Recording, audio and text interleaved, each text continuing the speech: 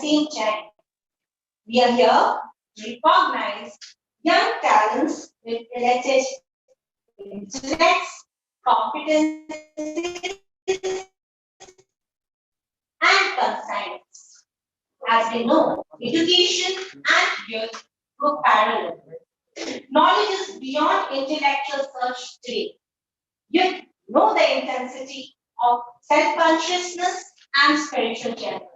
Moreover, this pandemic taught us the true mission to adapt ways of union, harmony, and transformation to the new normal. It's high time for the youth of the nation to wake up to the new mission.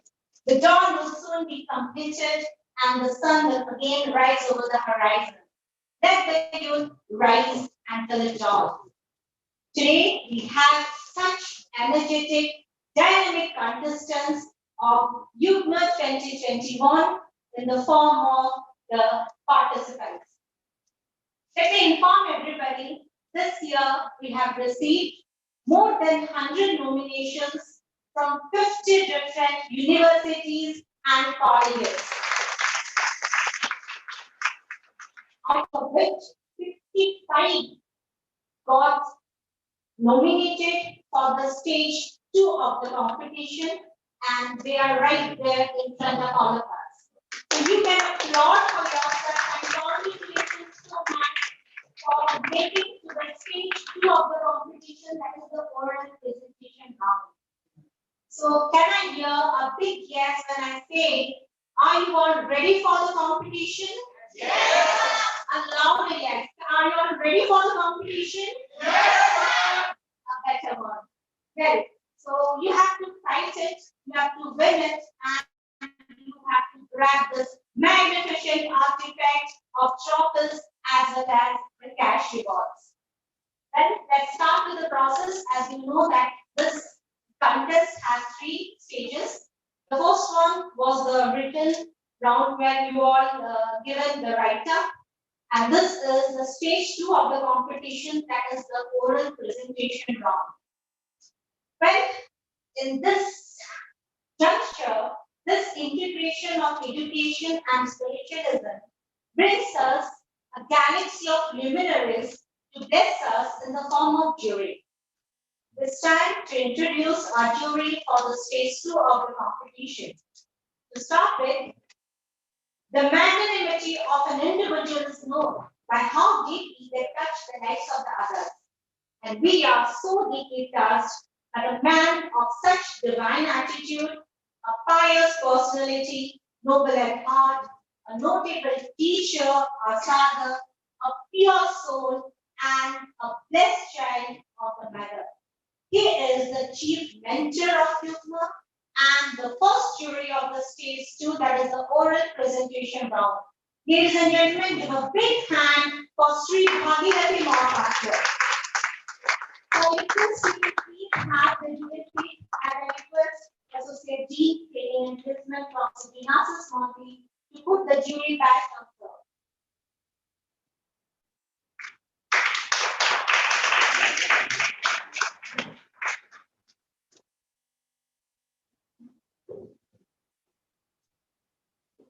Thank you so much, sir, for having you as the jury. Your selfless service, social work, and humbleness makes you a true human idol and to go ahead before you. Thank you so much, Prof. Samanthi, for doing the honor. Well, participants, our second jury is a dignified, versatile personality who belongs to that minority of people who are dreamer, believer, thinkers, and doers. Ladies and gentlemen, give a huge round of applause for Dr. Ashok Mangraj, Director, Brain State. After no woman motivator from trainer, having an area of experience in corporate training. May I request Associate Dean Admission Professor Ranjit Padi to put the jury badge on, sir, please. So, dear participants, have a look and never miss the chance to impress this gentleman.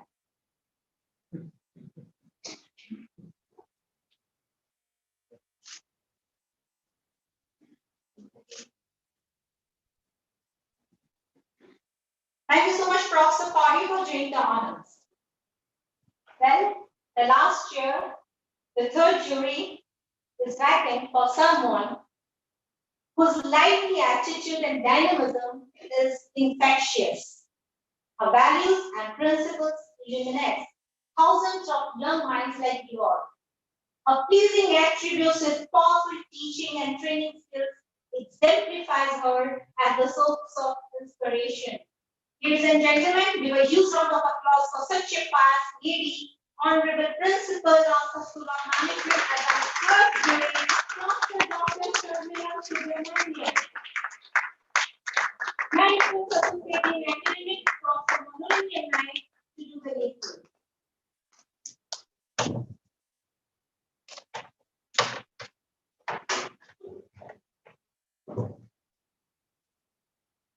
Okay, so contestants, let's have a huge round of applause as we are all set with the three members to start on the stage to the oral presentation round. And we know the biggest source of motivation are our own thoughts. We think big because the smallest of the thoughts have the potential to touch many. Oration is that human connection that has power to persuade, motivate, captivate, and compel. So, dear participants, pay your attention when I read out the rules and regulations of the round 2. Well, each participant has to pick up a chip in which the topic of the presentation is written. Well, for the information of theories, let me inform that this topic has earlier been given to the participants. Well, then after, each one of them has to speak on the thought process generated from the chip for 2.5 minutes. And after that, a warning bell, the candidate has to wrap the presentation within next half minute. After the presentation, the expert jury may ask the question to the participants.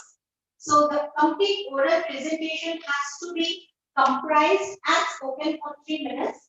After 2.5 minutes, there will be a warning bell followed by a 30 seconds of wrap up.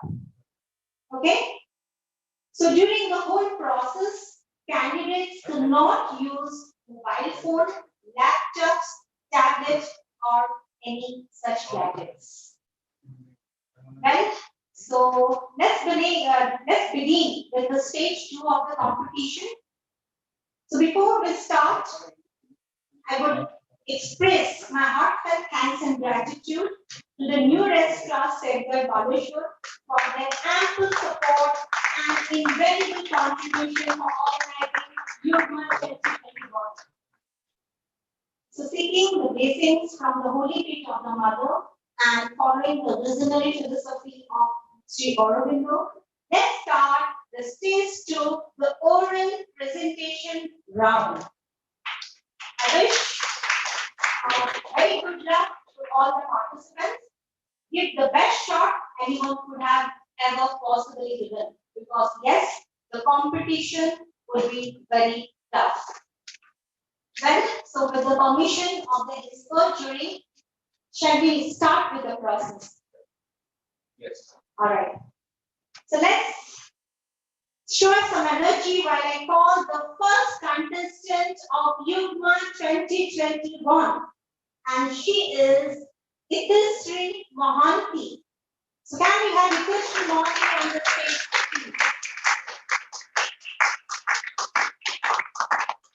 And Ithisri, you have to come up. You have to pick the sheet and hand it over to me.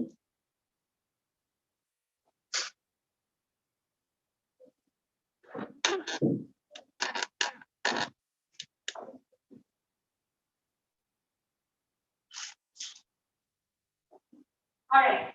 So the topic is peace is the first condition without which nothing else can be stable. So Ithisri, all the best. Repeat. Repeat. Madam, do we say something? Repeat. Repeat the topic. Peace is the first condition without which nothing else can be stable.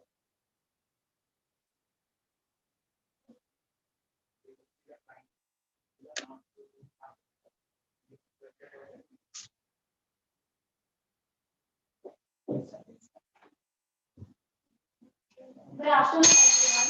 This is Yugma. Today my topic is peace is the only thing which is stable, and peace is the only thing which is inequity and a way out to hatred and a hatred for our nation. Everyone needs to be peace, and in today's world, we all want our peace in material based things. Like we expect things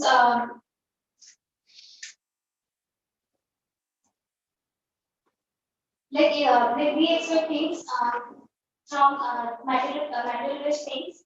If we have like if we are rich, then only we can have peace. But I believe that even a billionaire cannot stay in peace if he doesn't stay happy.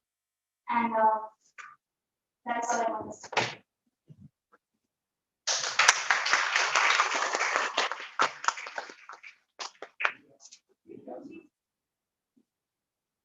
What is peace for you? What does it mean for you? Peace is something for me like if I am happy with that thing and it gives me a relaxation and it doesn't expect any money or like that kind of thing, then that is peace for me.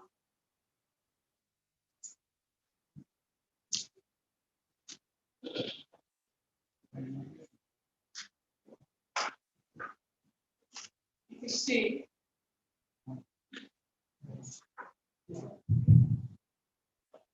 can you say about any dynamic peace?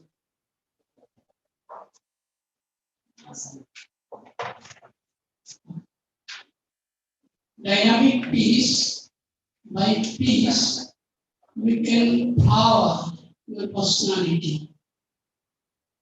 You can power out and bring out some personality. You said two words, peace and happiness. Yes, sir. There are different things. Happiness is something like I bought a dress and I asked my father or mother to bring that, and they brought that to me, and I'm happy about that. And peace is something which relaxes my mind. In this today's world, I'm confused between hate and love and all of this, and I'm getting love from someone, then that is peace for me.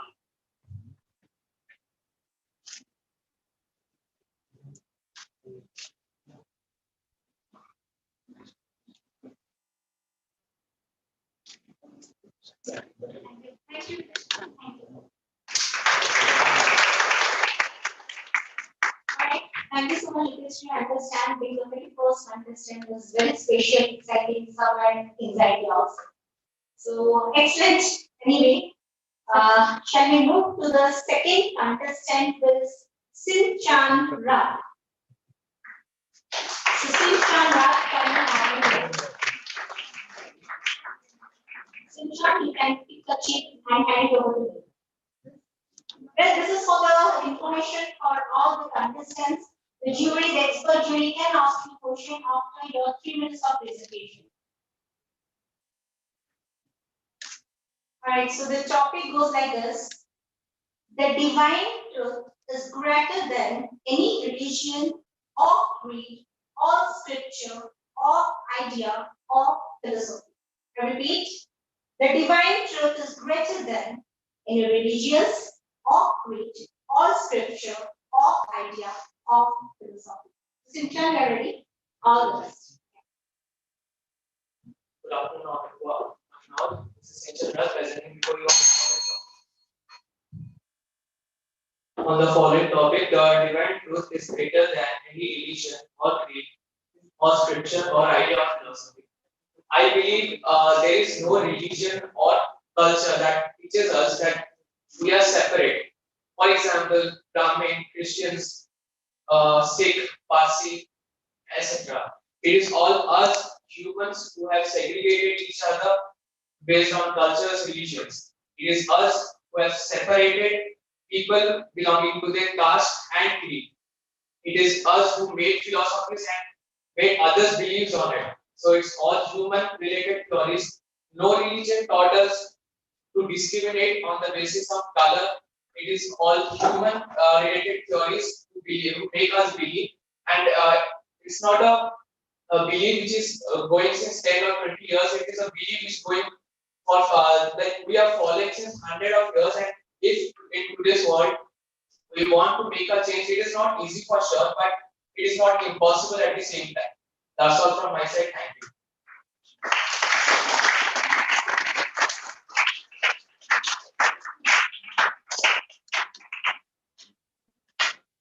Can you highlight truth and divinity? So I still believe truth is something which we human believe, and divine is something which is very much natural. Just like we have universal truth, the sun rises in the east, and I believe or true that I have not committed something for which I need to prove. But universal truth doesn't need any proof. That is still believed. Truth is not natural. Of course, I natural, but it needs justification, direction, and proof.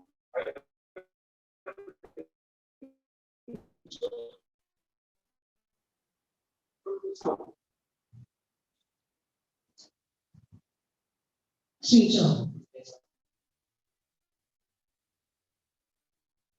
the mothers say truth is conflict point where there is no contradiction. Intellectual. Spiritually, truth is conflict point where there is no ego. Can you explain? So it's okay to repeat the last. Mothers say truth is conflict point where there is no contradiction. Intellectual. Spiritually, truth is conflict point where there is no ego. Please explain. So truth is definitely a contradictory statement until it is proven. But when it comes to spirituality, even today's world, everyone have got different opinions. I cannot slam my opinion upon to some other person that you should believe this because it is spiritual. Then he has some other opinions to clash. So definitely spiritual opinions are truth. And actual truth which is created by humans is always contradictory until proven. So that's what I can say from my side. Thank you so much.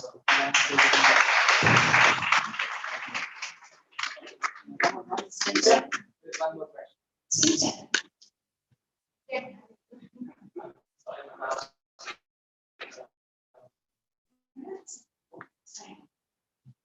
Anxious? First answer, yes. Okay, relax. Yes, ma'am. Say, now can you say on the topic, now that you said that I'm relaxed, would you like to express? Because the topic was divine truth does not actually believe in any religion, caste, or creed.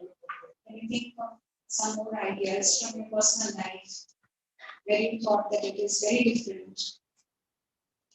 Because when you were growing up, you would have sometimes realized that what is divine may not be religion, may not be what is a creed. It is beyond that. Any such instance that comes? So I can share a personal Please, experience. please, please, please. Ma'am, I'm born and brought up in a particular typical Brahmin family where we wear threads. So we are not supposed to enter any Christian church or any or even touch a Muslim guy. Like we need to change our thread. That's what our religion taught us. But it was not what our divine taught us. What divine spiritually have God beliefs. As I said, it is all human-based theories which we are supposed to believe. But while growing up, we get to know that it's not mandatory to believe. It's us who make the rules, and it is us who need to follow or to break the rules. So personally, when I am asked to believe such things, I never believe, but I don't feel there is a discrimination in caste, creed, or any sort of things which apart us. We all are humans at the end, and we all are dead and turned into ashes. So that's what makes us very similar, and there is no difference between any human. Even a small kid, if a small kid can still turn into ash, and so as an old man of 90 years. So that's what I think that divine soul is, divine spirituality is says that no religion is different, no caste is different. We all are same. We all are humans. That's what I can say now.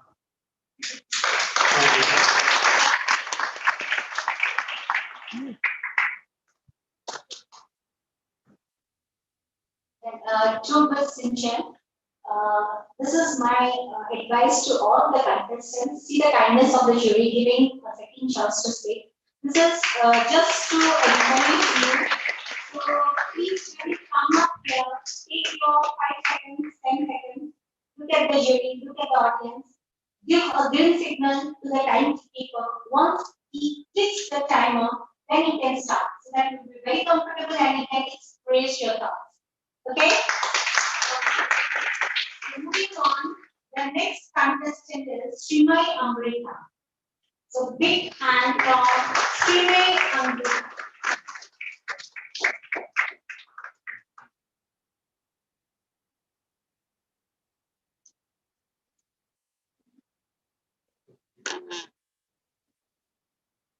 Yes, Amrita, you can come.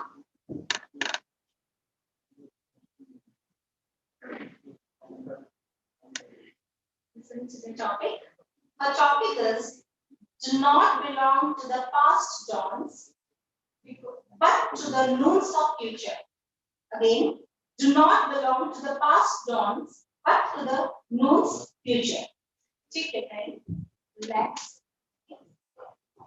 Assemble your ideas and let's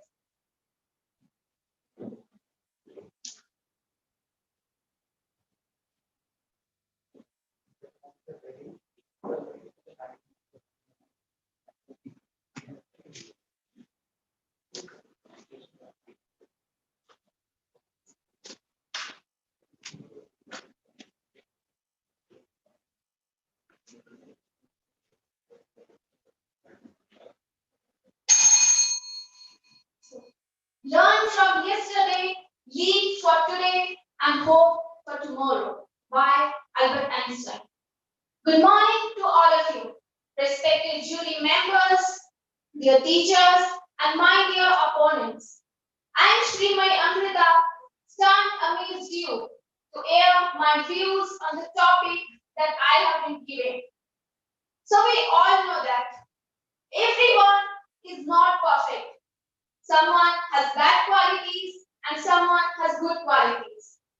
And success and failure are the two sides of one coin. We can't even say that who is going to success and who is going to be failed.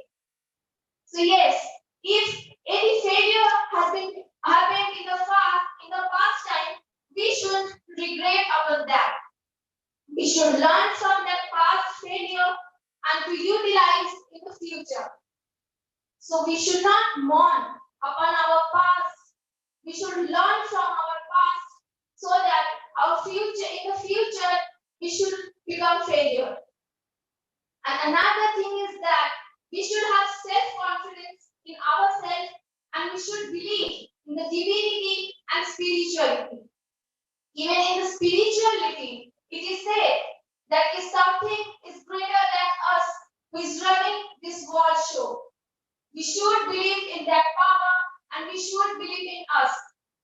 Whatever happened in the past is in the past. So therefore, we should believe in ourselves and we should do great things in future so that we should regret in the future. Thank you.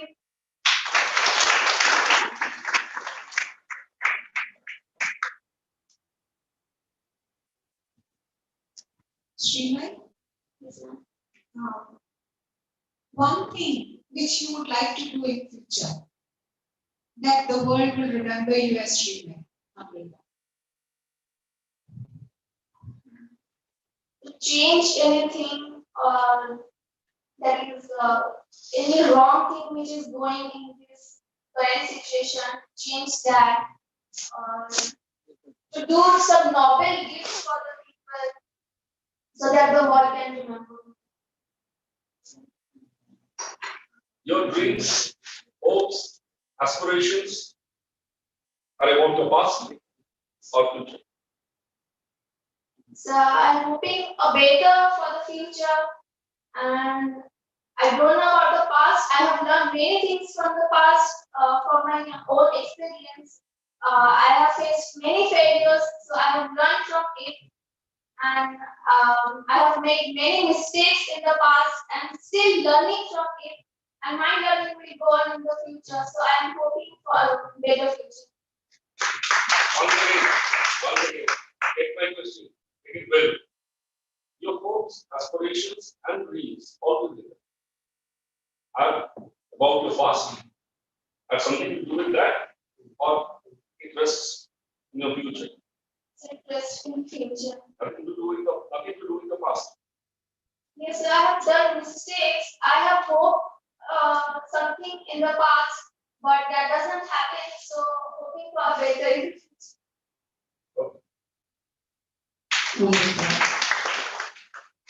The mother said, the only hope for us is change of consciousness. How can we keep it?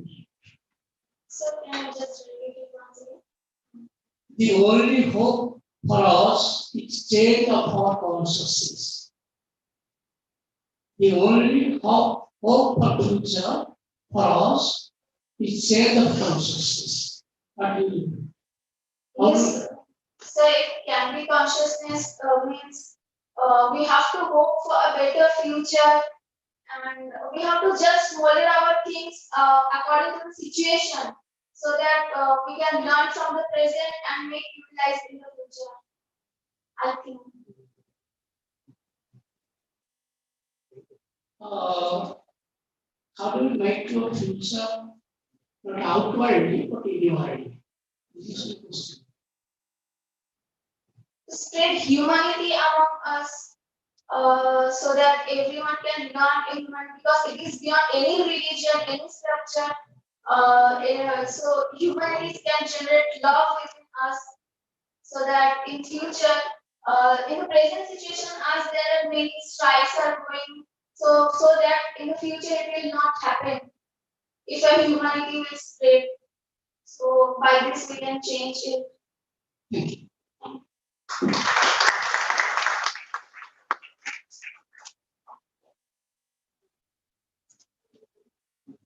Let's go with Srimani.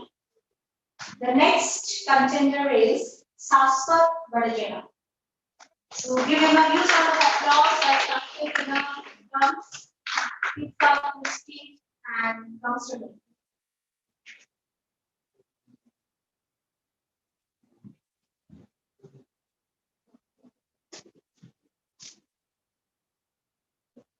And his topic is, all the nations are essentially one and meant to express the divine unity upon earth. I repeat, all the nations are essentially one and meant to express the divine unity upon earth. So good luck, Saswat. Let us assemble your points and then you can start.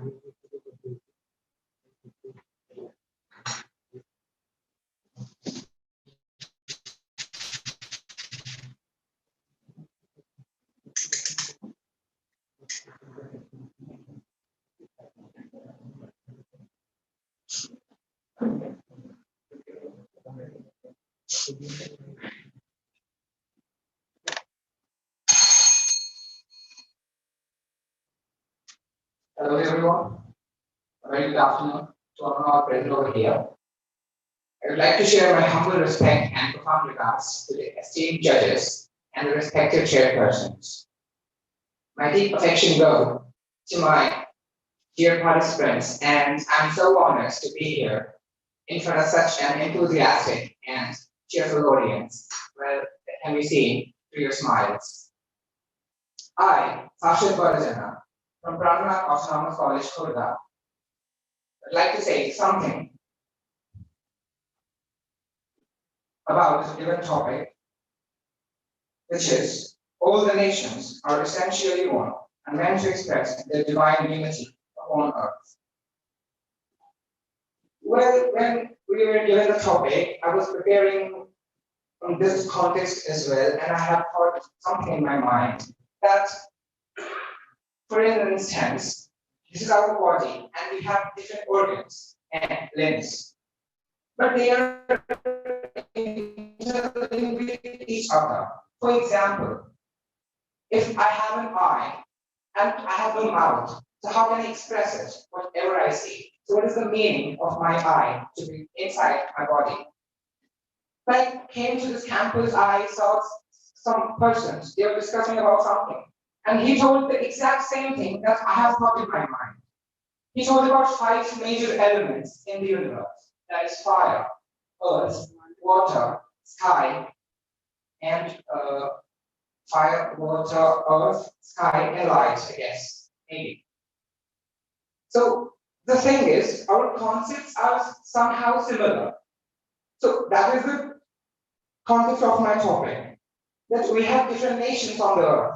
Like our whole universe has so many planets. And in the planet that we live on, we have so many nations, we have so many continents. We have countries, states, and districts, and so many cities and villages. Coming to the next word, which is divine unity, it is a very religious concept, which gives us an idea to reach the ultimate goal of life, which directly connects us to the divine soul, the supreme soul. And the divine truth is nothing but to understand the inner self, to understand the reality that you are the one who can change the world. You are the one who can attain success. But you have to believe in yourself, you have to believe in the supreme soul. Well, I believe that I've touched all my points that I have prepared. So I would like to say a few lines that in the end, we all are human beings. We should spread humanity. So all the nations, they are performing religious beliefs. They might be Christian, Muslim, Hindu, so many. But the divine goal is to attain the supreme soul and the viewpoints for spread by them. That's all. Thank you.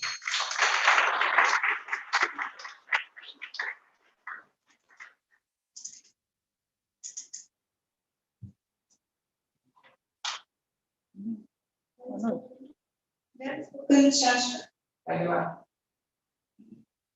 Are you aware of any such examples where people in different nations, they speak the same idea? If you have read in newspapers or in magazines, or if you're aware of such events of the past, present, or that's happening right now? Well, I can give you a current example, like nowadays situation. Like every country, every nation is fighting against the COVID. Okay. So we might be different from our color, race, caste, creed, but we all are together. It's a national integrity. Like moreover, it's a global integrity. Like all of the nations are fighting against COVID-19.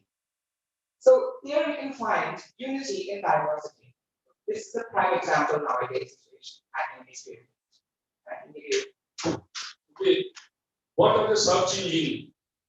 also, What are the search engine? As for example, you have Google, you have other alternate search engines to browse to the internet.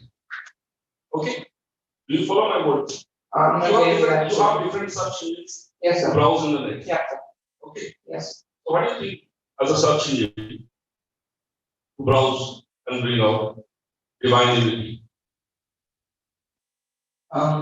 It's the ultimate truth of life that we can find in divine and truth. How? What's the engine? Where do you find it? Where do you search for that? Well, I would like to say about this that we do not search for God or for the divinity, because divinity and truth are correlated. They are mutually interdependent. So for searching of God will be kind of foolish activity because we are the creation of God and He resides in us. So rather searching outside, if we find that the ultimate source resides in us, So it's enough of and you have to. Done. Done. Yes, so Sri Aurobindo is great book, Idea of Human Unity said, one unity cannot be come by mere physical kinship, vital association, mental agreement, but by real spirituality.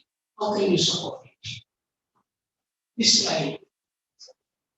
How can you support? Can I take a minute, sir? Unity cannot be come by physical kinship, vital association, mental agreement, but by spiritual unity. Explain. So I would like to say something about a principle of Mahatma Gandhi. He told one to attend asteya, which means to be non-materialistic. It signifies that you may possess something that you want to, that you earn through your hard work, but you should not desire for the things that is not entitled with you, that is not acquired by you through your hard work. Nowadays, we get into other things, like other things which belong to others. The thing you said that we should more tend towards spirituality, because through spirituality, I believe that we can attain and we can realize the inner self. We can understand the value of our life. All these things are materialistic and end up one day, one time comes when everything will cease to stop, but the spirituality remains. And in Hindu religion, it is believed that after our death, the life doesn't have an ending. It goes on with the life cycle, where you might liberate yourself or through contemplation, you attain the supreme soul. So in that case, I believe what is that? Spirituality is much way important than other vital objects.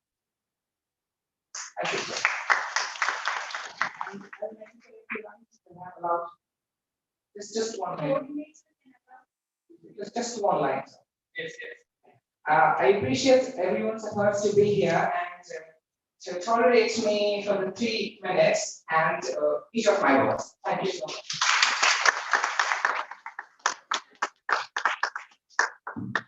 Well, give a big hand to Shastra Bharadina. So, to the brilliant performance by Shastra, let me invite Jagdish Mahapatra on the stage. Jagdish, you can come to the PPT and hand over to me.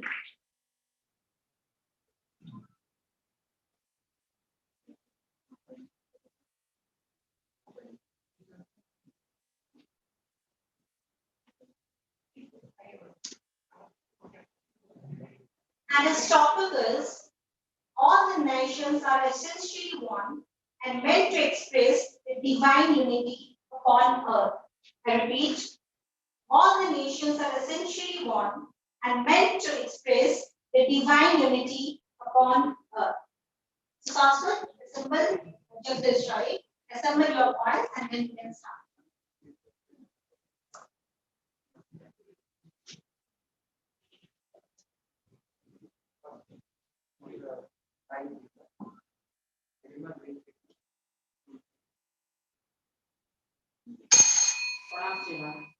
Pranam, ladies and gentlemen, present over here. At my dear brothers and sisters. True education is the manifestation of faith. First of all, I give you a question. If I will give you some soup making ingredients, same soup making ingredients, do you believe that will produce that soup is of same kind or same type? No, that is of different variety or different kind.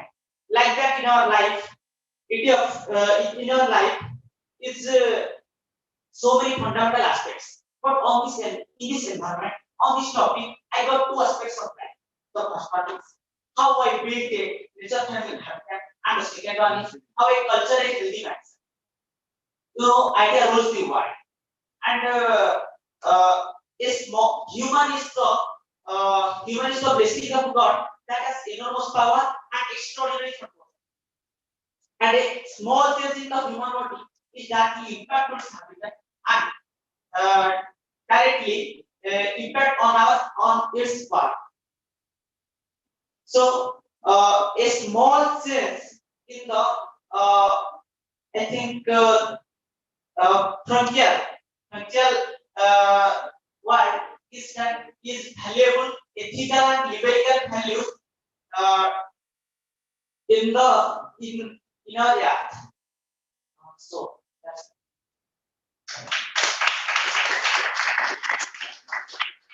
What can be the ways to express divine unity? One, two, that comes first. uh, on the experiments of NASA, we found that the earth is revolving, is like O. It is the divine. It is the spirituality. It is in this technical world is also spiritualism is here. So it is my side. It is the divine.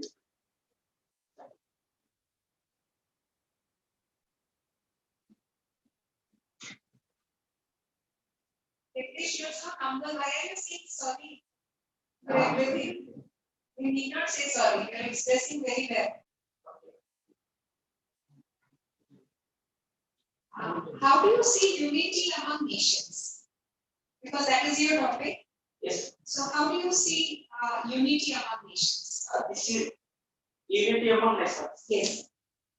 Nowadays, it is very. All you know that it is the we fight among COVID-19 virus or all the nations like big countries like America, China, and fall down. But all together to make some vaccines to against COVID-19 virus. So it is the best example for unity of nation.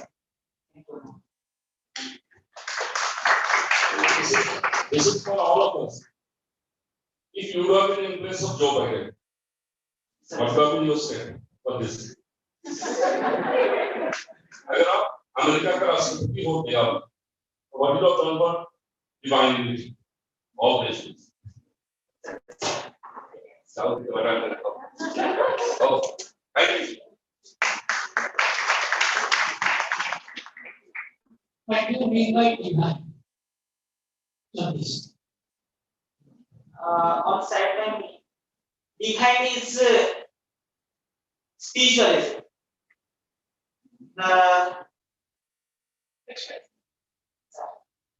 I'm a little slow in English, so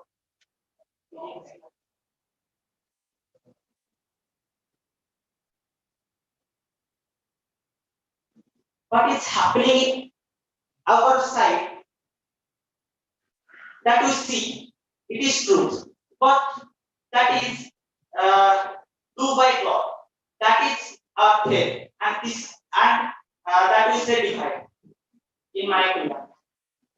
God is a person, personal image. But by Arvind, see Arvind, Oh, God is omnipotent, omniscient, and God is almighty. God is alone divine. Everyone can see the God.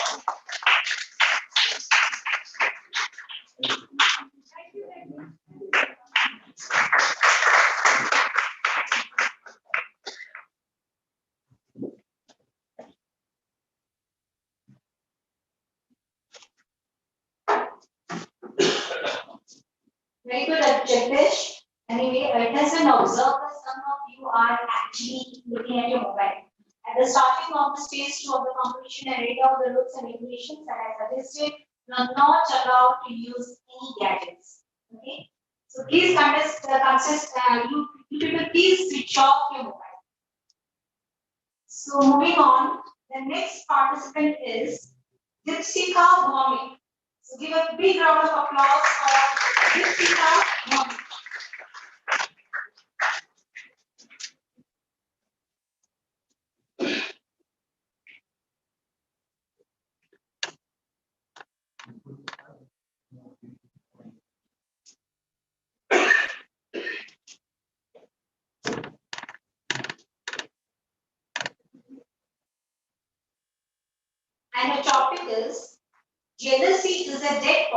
poison that is fatal to the soul.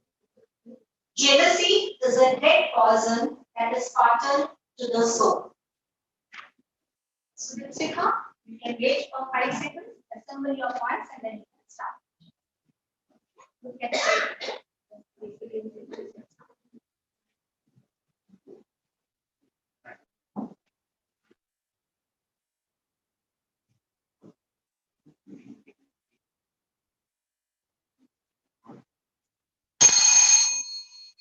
You can revive a burning body. You can cure a burning body. You can restore a burning body. But the question arises, can you revive a burning soul? At the outset, I would like to wish you all a very good afternoon. I'm Yugma from Maharshi College of Natural Law, standing in front of you to share my views on the topic. Jealousy is a dead poison that is fatal to the soul. As I mentioned earlier before giving the introduction, that can you revive a burning soul? No, soul is not a material that can be set on fire. A body can be set on fire by using flammable objects. But how can a soul be set on fire? The flame that can set the soul on fire are the negative traits. Now, what are negative traits that I'm talking about? The negative traits like jealousy, like ego, like excessive pride, which I said, ego, envy, greediness, all these negative traits set the pious soul on fire. As it is mentioned in the topic, jealousy is a poison that can kill the soul. Definitely, as I mentioned, that soul is pious. The purity of the soul is due to, is because the soul is directly connected to the divine power. When you start envying someone, that means your belief on your own self is less. Why do you think a person is jealous of another one? Because they believe they cannot do the thing that the person I'm jealous of is being able to do. Your self-confidence, your self-esteem lowers down. That's when you're jealous. And why do you feel that you're jealous? You're lower than the person I'm being jealous of, you're being jealous of. Because you feel you're inferior. Why do you feel inferior? If your soul is connected to the divine power. Why? The divine, the supreme power, the universe is sending you energy. So whenever you feel jealous or whenever you envy someone, the more disconnected you become with the universe, with the power that the universe sends you. And that's when you start being jealous or you envy someone because you feel that energy, the universe, the energy that the universe is sending is not enough to prove yourself. So, in a nutshell, I would like to conclude. Let's start believing in oneself because the divine, the divinity, the soul is connected to the divine power, to the universe. And the universe is strong enough to send you the correct affirmations, the positive power. So there's no point of being jealous because everyone has perfect talent, everyone is unique. So being jealous of me not having one thing or one material or one quality doesn't make me less or doesn't make me inferior. That's all. Thank you.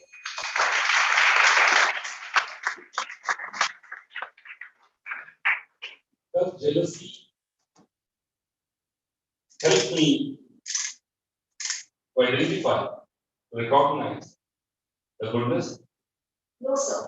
I feel what you're saying to identify one's goodness or one's qualities, as you said, that could be done by self-introspection. One need not to be jealous of someone to identify one quality or to improve oneself. We can rather introspect or do the self-analysis. If you don't recognize something good in you or me, then better that jealousy. That is appreciation. We can appreciate one happiness. Sorry, sir? Two different things. Being jealous and to appreciate someone are two different perspectives. Yeah. Definitely. But when you appreciate, you recognize something. So what on earth are you jealous about? You don't appreciate, you don't recognize something good. So I don't feel appreciating someone or jealousy is anyway connected.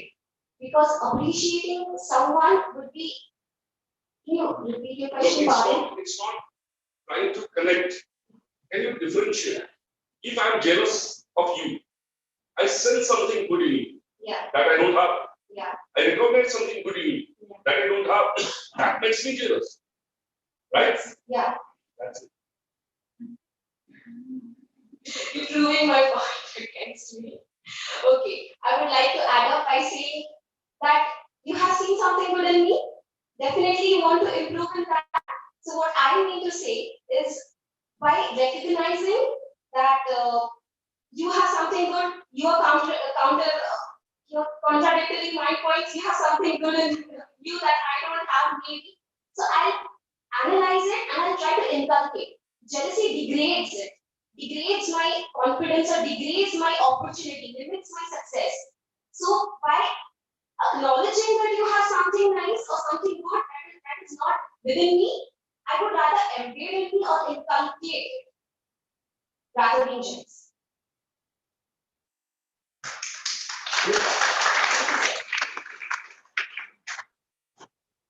Any more questions? Dipsika, I am jealous with her speech.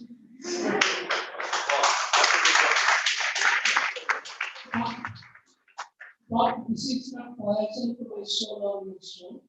This is nectar to your soul and my soul. Can you open my thought? Yes, sir.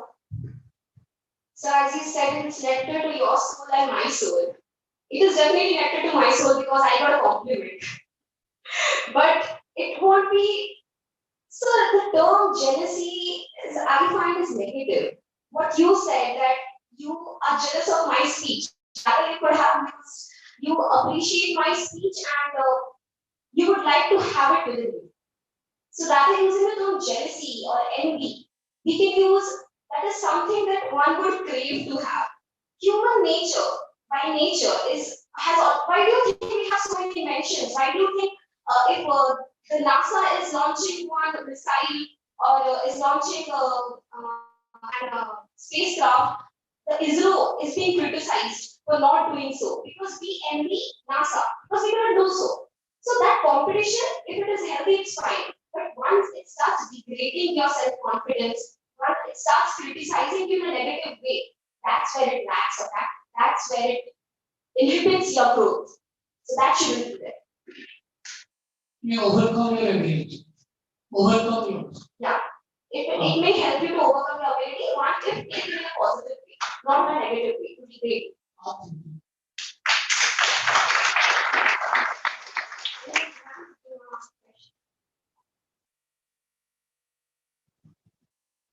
I don't want to ask you any question. I know you are a good lawyer in making. Good. Wonderful. Thank you. Thank you so much. Thank you, everyone.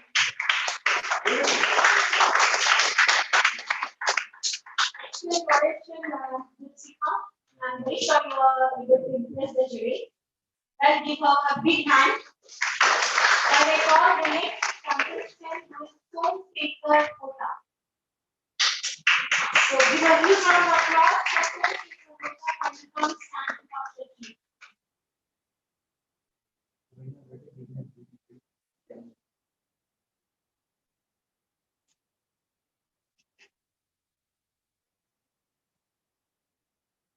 Right.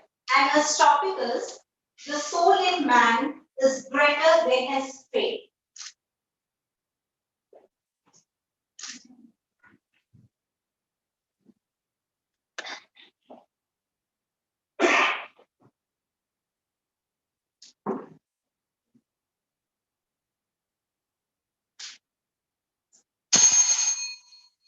Good morning to one and all present over here, respected juries, and everyone present over here.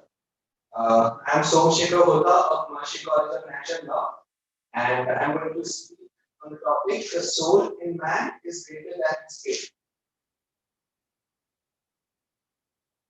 What we know about soul is it is a very ambiguous concept that most of us don't understand.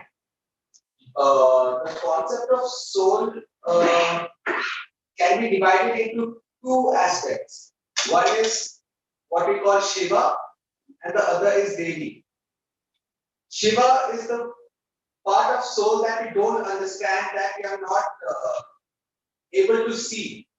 And Devi is the part of soul that is visible to us. That is our, we can say, that is the nature. And that is what serves for us. So,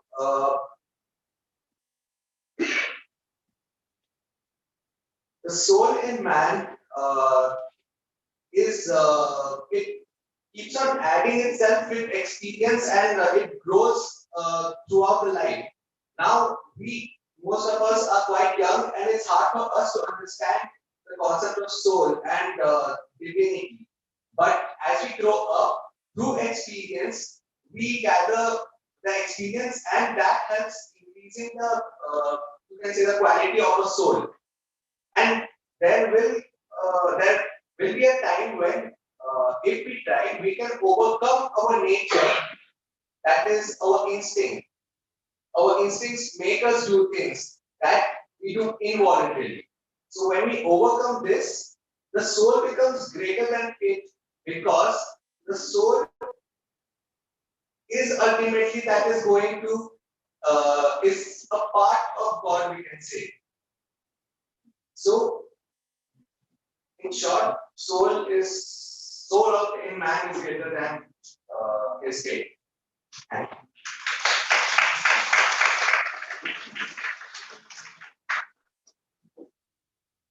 Does it happen ever, even if it happens to happen later? Listen to my words. The soul dies. Mama, was you ready? Does it ever happen?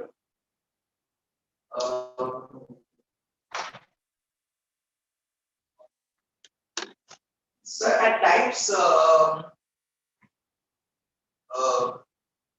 my soul, the statement that you are saying, sir, it is you can say a phrase that is used to,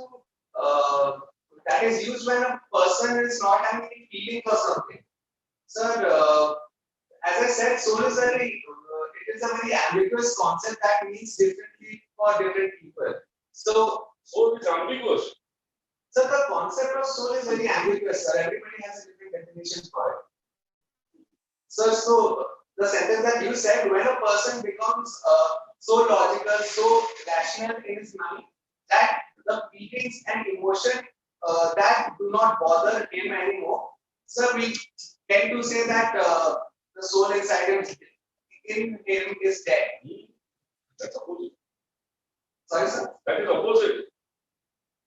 When you don't bother, the souls are beyond our path. It doesn't concern about this. Because I'm talking about when we use that sentence, that is usually used when we say a person is robotic, and the personality is robotic kind of personality, then that sentence is used. That is what I'm saying.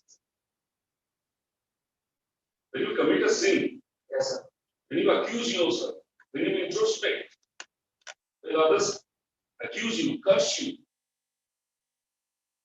does it really die? The soul dies? Sorry, sir. Could you repeat again, please? When I commit a sin, whether I carry the soul within, when I do it at that very moment, Sir, or I kill my concerns, I kill my soul, then I do it. sir, when you commit a sin, sir, as some people say that you get punished for your sins in the same life.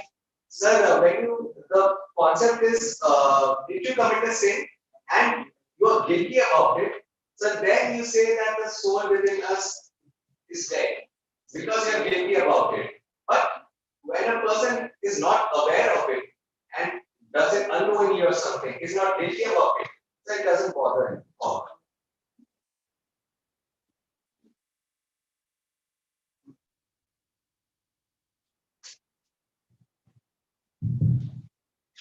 Surely says, man must overcome his fate. This is the inner law without escape. How do you overcome the fate? Sir, fate, sir, I'll give you an example of Ashoka. the Great. So he wanted to conquer the world. He started doing wars. He came to Kalinga, and then he changed. He changed his behavior. He became a religious person. He turned into a Buddhist teacher. He sent his son and daughter to different countries to spread Buddhism. So, but if you notice, the personality in him is same. He's still conquering the world.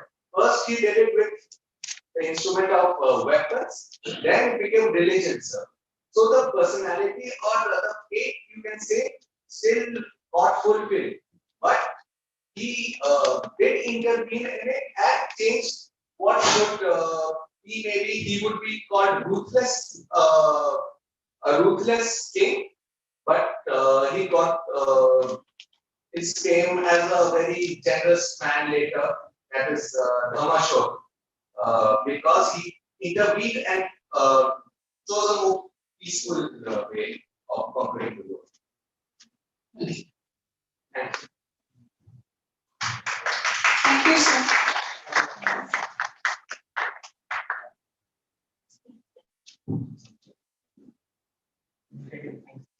Then, very good, so we really like your relationship skills. Moving on, the next contestant is Shriyans Patnaik. Yeah, give a big clap for Shriyans Patnaik.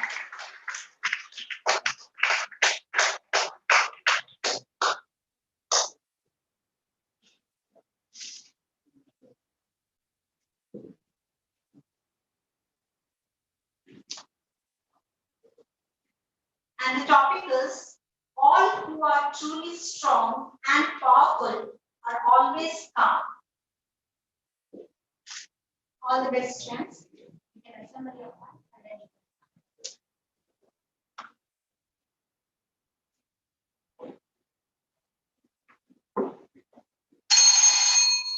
The ability to control and stay calm in under pressure, and to stay calm in positiveness along with our negative thoughts is calmness. And strong people have the great tendency to maintain their calmness. Good afternoon. Today, I, Shyam Patnaik, stand before you to deliver my debate on the topic that the strongly man and the powerful man stay calm in under pressure situations. And I'm speaking for the motion. As we all know, at any stage of our life, we are under pressure and use some amount of motivation from some other or something of the situation. The basic rewards and the basic problems we had that we do not want to face the situation, but under stress ourselves. That we can take from motivations like great speakers. That as we all know that, many people think that our situation is ruthless, but other people's and great personalities think that motivation can come from anywhere else and from other worlds. And I want to say that staying calmness can be conducted and can be concluded from inner peace. As inner peace and harmony can create ourselves a good listener, a good speaker, and a self-esteem provider. Thank you.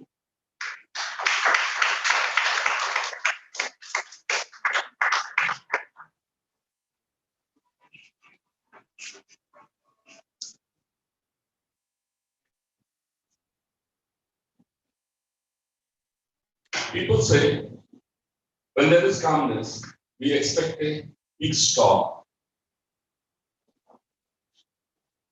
So could you repeat the question?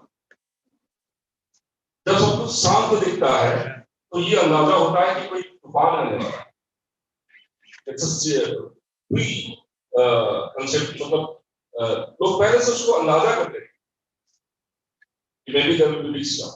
Lot of people शांत हो जाए. यही शांत. So, but I think, or in my opinion, when we stay calm and are relaxed, our thoughts are perplexed. That we got many areas and many things to do.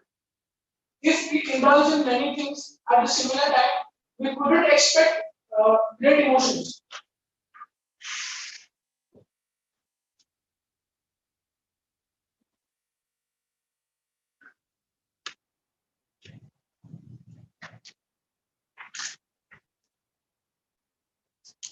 how do you define strong and powerful people?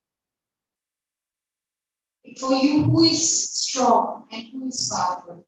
You can pick up from any field, not necessarily that you have to depend on spiritualism or something. Any field of your choice. Thank you for your question, ma'am. When I was young, used to play basketball, and my idol is secondary. When he was selected in a team, his height is not matched to other basketball players. But in my opinion, his strong point is his own belief in himself.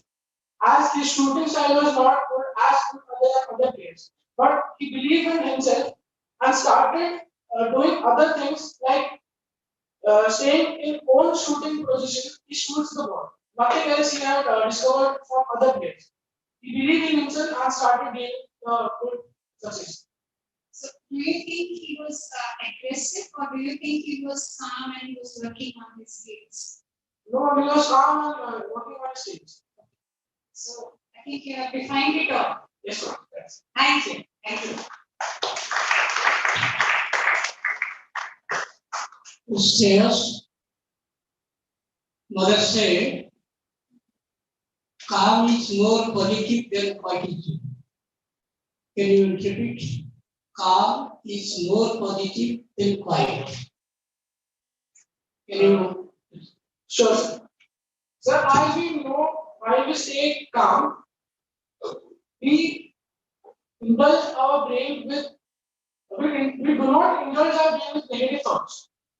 Negative thoughts do not come when we stay calm in under pressure situation. Like in this gathering, many students are presenting their debate for sale. Some are relaxed because they have performed many debates. But like me, it's my first debate. So staying calm is impossible, but we have to, because we have to express ourselves in a community or in a society so that they could believe our thoughts within them.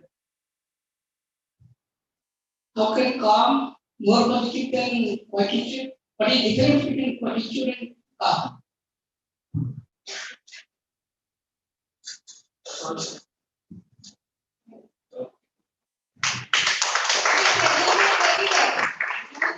for the first time, you have actually presented very well.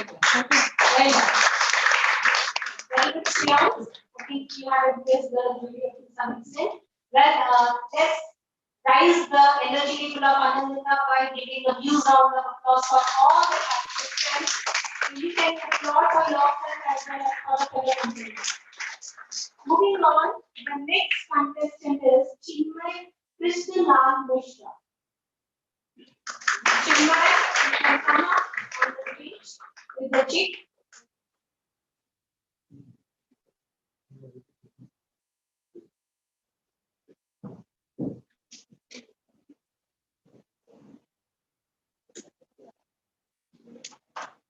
And his topic is, all the nations are essentially one and meant to express the divine unity upon earth. Repeat, all the nations are essentially one and meant to express the divine unity upon earth.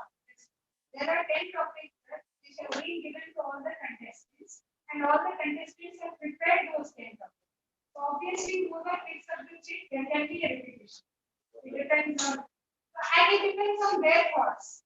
And as jury members, we are, I suppose, well read and intelligent enough to find out who is what. I suppose there should be no question mark on the abilities of the jury members. Thank you, sir. Okay, Chinmay, you can take 5 seconds to assemble and then you can start. Thank you.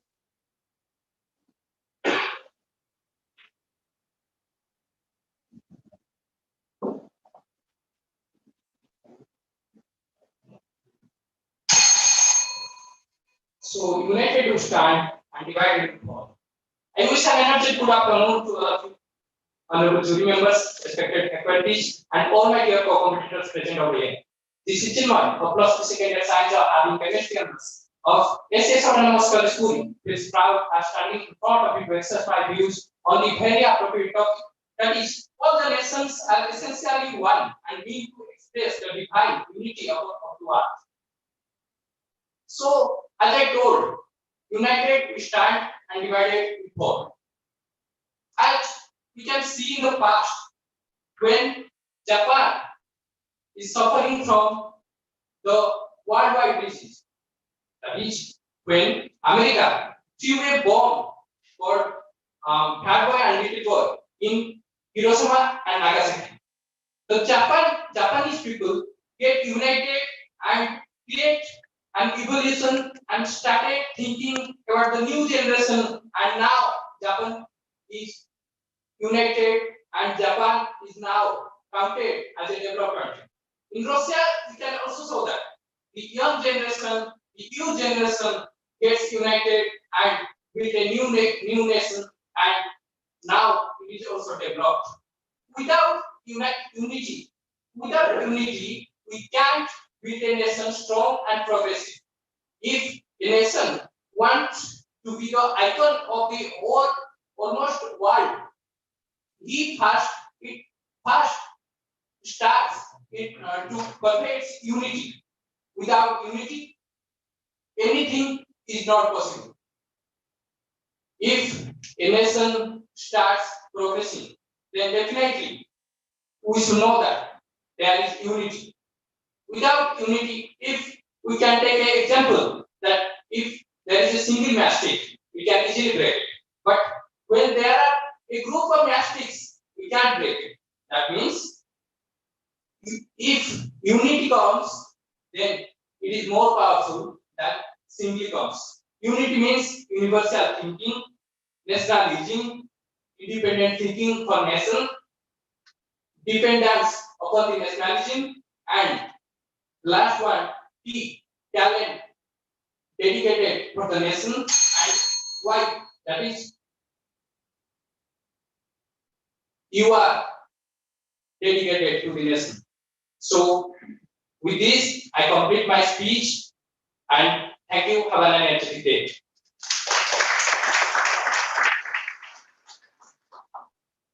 If possible, yes.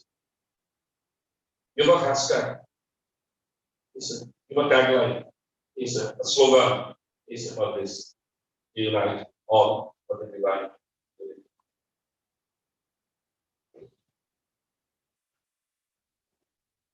Sir, the only thing in Sanskrit, as our Veda tells, as our Arthashastra tells, that is Vasudeva Kutumbakam.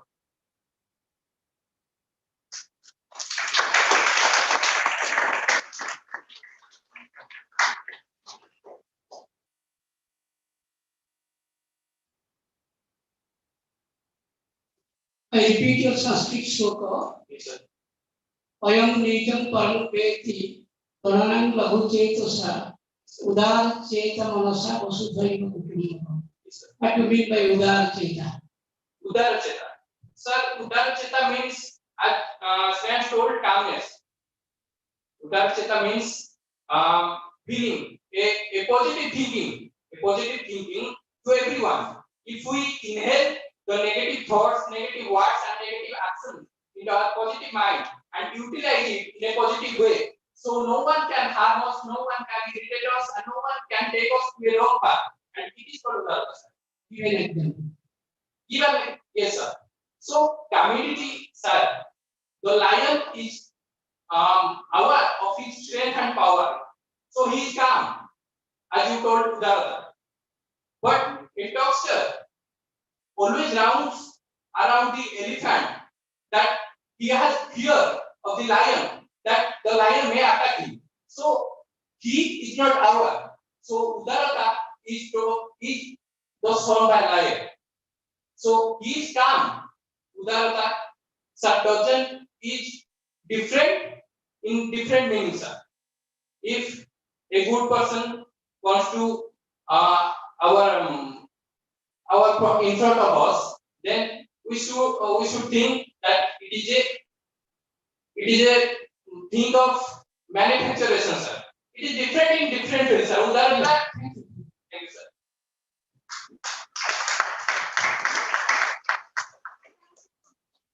Thank you. Have a nice day.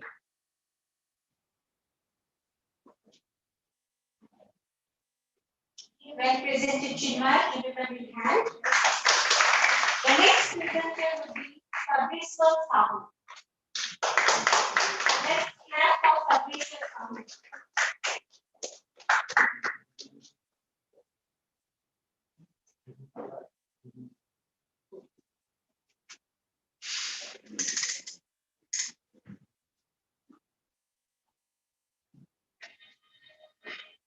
And his topic is, all who are truly strong and powerful are always calm.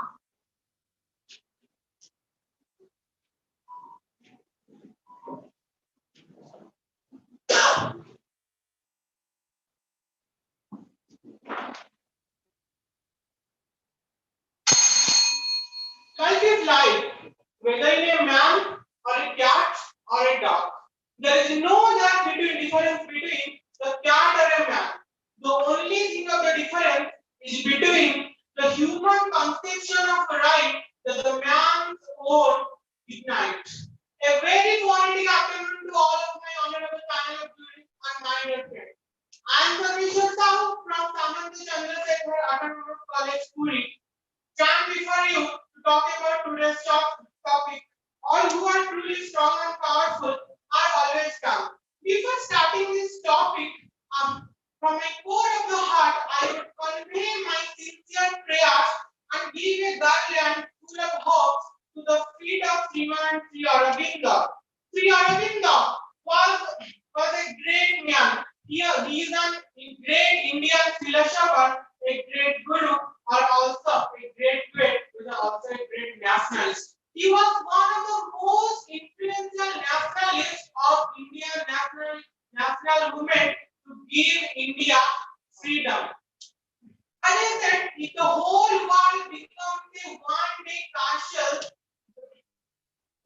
castle, definitely there is no goal, but the knowledge, but the wisdom.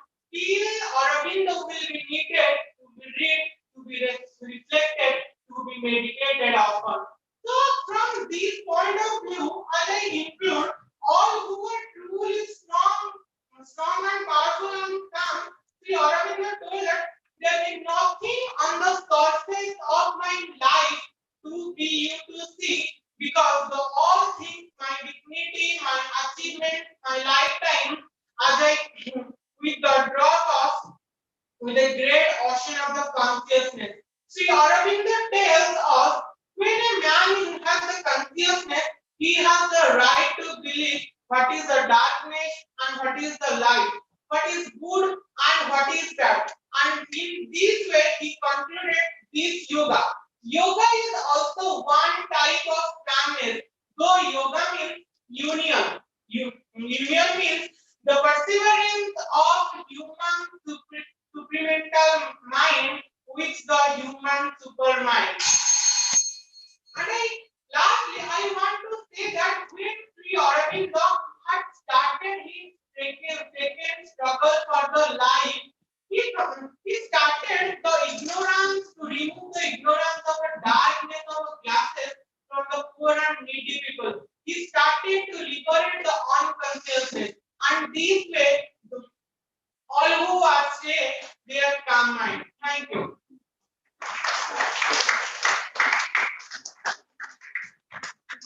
Whether calmness is active or passive.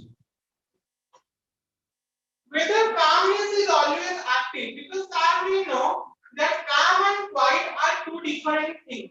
That quiet means when we are quiet, we just don't do anything, just sit in a place and nothing do.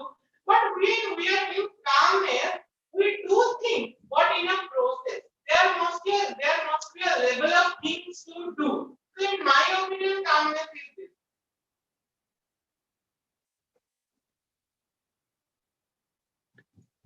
Have you read the biography of Sri Aurobindo? You have read about him? Yes, ma'am, I read about him, but not total, but some brief biography. So, do you think he is an example of the statement which was given to you today? Yes, ma'am, he is the best example. Can you cite any incident? Okay. Yes, ma'am. Because though we know when after the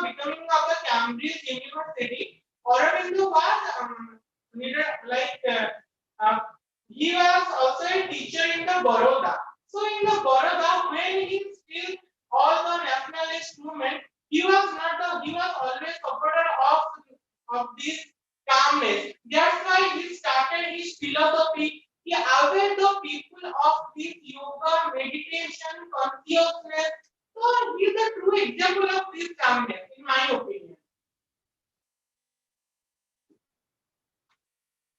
You must read it. You at least all of you can go to the Wikipedia, if not anything else.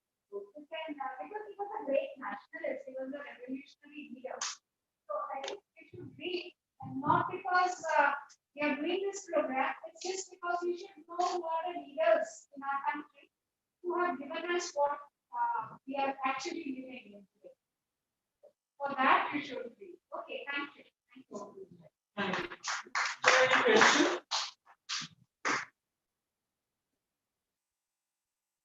Not question but a suggestion.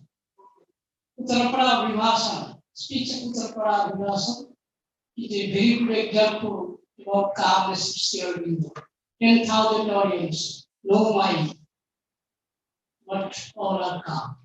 Thank you.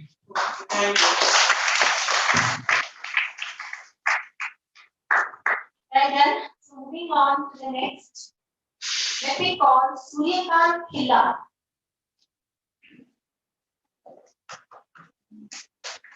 So give a big clap to Suryakant Khilla when he comes and I see the topic.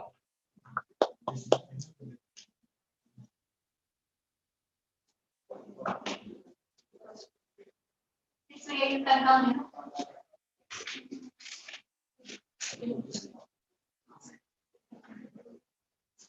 Alright.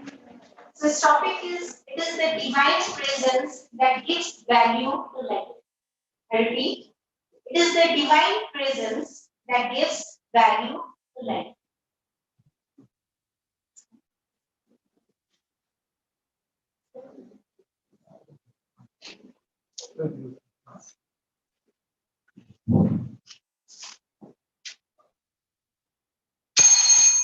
Good afternoon, everyone. Most respected juries, respected dignitaries, and my beloved brothers and sisters. I am Suryakant Khilla, standing before you to put my views on the given topic. That is, it is a divine presence that gives value to life. Let me start with an example. Like what happens in a real world?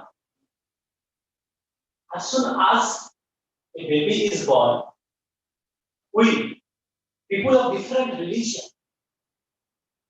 put different colored glasses in front of his eyes. So the next moment, as he grows up, as he looks at the sun, he doesn't get a chance to appreciate the real color of the sun. Rather, he explains the sun is red. If he has a red glass in front of his eyes, he explains the sun is green. If he has a green colored glass in front of his eyes, that is what our religion and culture does. But the actual divinity, here the sun is the symbol of actual divinity that actually illuminates the world, that gives value to our life. But we are misguided by the religion, by the culture, by the tradition, that our religion gives value to our life. Even the great philosopher, see, Aurobindo has told us that once you inculcate divinity into your life improves multiple. Unless and until you appreciate the divine power, who is the sole father of whole humanity, you cannot appreciate life. Believing in divinity, believing in spirituality, and believing in the divine presence will give value to our life. Unless and until we appreciate the creation of Almighty, unless and until we believe ourselves to be part of His creation, our life is valueless. So, lastly, I would like to tell all of you, science and technology might have improved a lot, but let us not ignore or let us not deny the presence of divinity. Let us embrace dignity, and that will add value to our life. Thank you. It may sound strange, but I want an answer to this. What's the value of COVID-19 virus? The value, looking, I mean, depends upon the perspective at which we look. If I am pessimistic, I will tell that, okay, I'm asking to Surya. okay. So, for me, COVID-19 virus, taking COVID-19 as a in a positive way, COVID-19 is a virus that at first instance shook the world, but in the next instance brought the world together.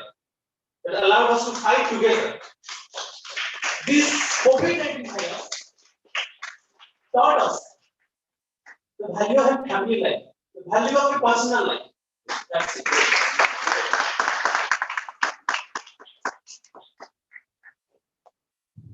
So we can take from where sir left. So it taught us the importance of family life. Okay, now that the restrictions are over, are we still sticking on to it? Or we have again forgotten the importance of family life?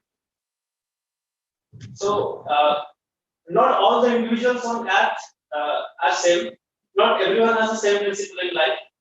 For those who have really understood the importance of family life, who few of us have also understood the importance of spiritualism and have stopped doing it. But few others who are self-centered, who have still failed to understand the family life, they have moved out. Thank you.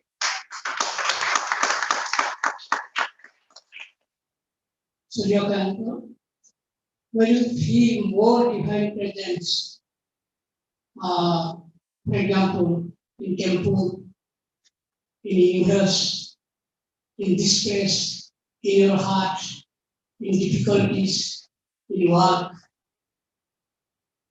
more divine presence. Listen. So, divine presence is something that no outside world can teach us or no outside world can force into us. It is only when we feel from inside, only when we look inside. So, according to me, it is in all other situations, I look outside. But during my times of difficulties, when I am alone, I am forced, or rather, I can say, I submit myself under the divinity, power of divinity. Only then I appreciate it most. Thank you.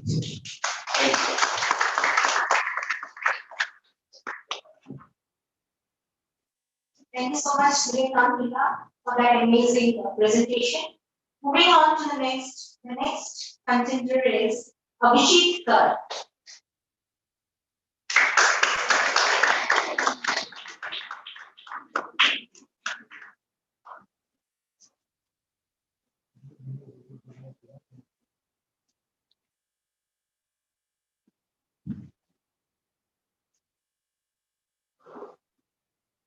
And his topic is change yourself if you wish to change the world. Change yourself if you wish to change the world.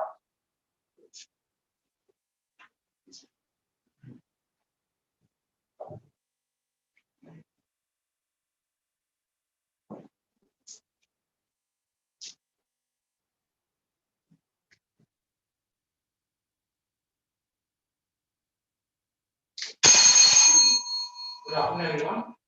Before I begin, I must confess that when Sir told that we cannot prepare a long time for the speech, I was worried, I was anxious before come here.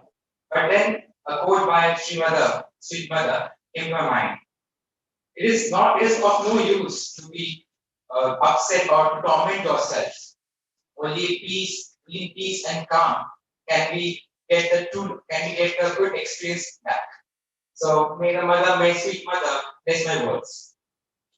Now, what is this world? What is this society? Society is a manifestation, is a function of what we are. The society is a manifestation of all deeds, good or bad.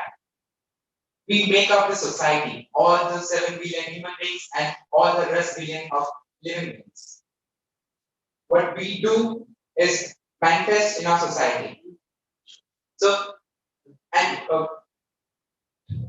when we change ourselves, before I begin, sorry, I mentioned my name is Abhitka. My topic was change yourself, you will change the world.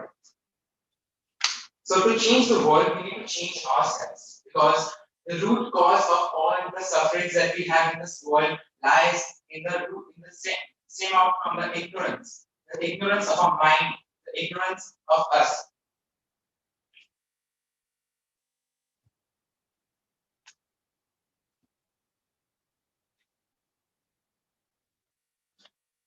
We need to, there are some qualities which hold us back, like hatred, jealousy, or lust, or other bad qualities which hold us back.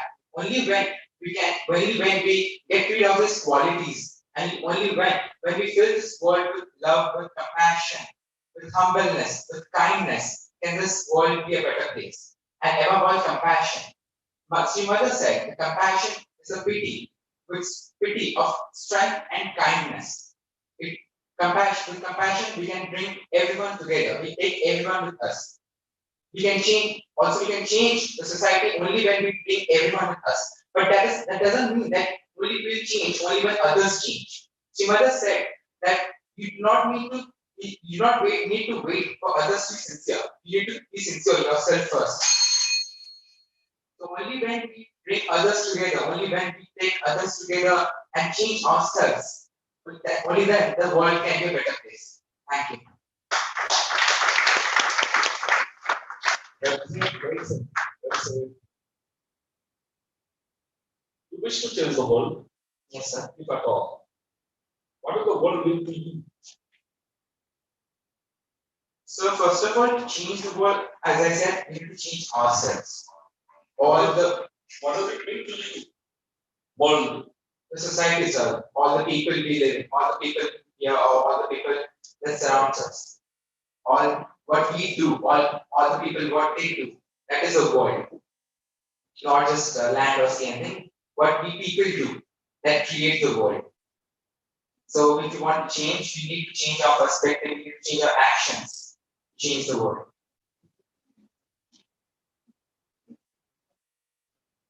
Why you want to change the world? So change is not a stable thing. It is a dynamic thing. In the past, like we did not have any telephones or earphones. There was Change is the only constant in Earth.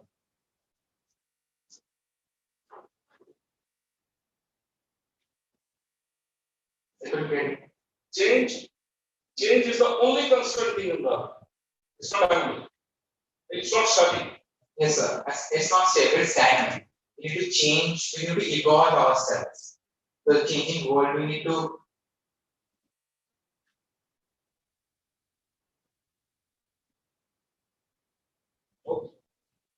Abhijit, Yes. what is that one thing you would like to change in yourself which will bring about a change in the world?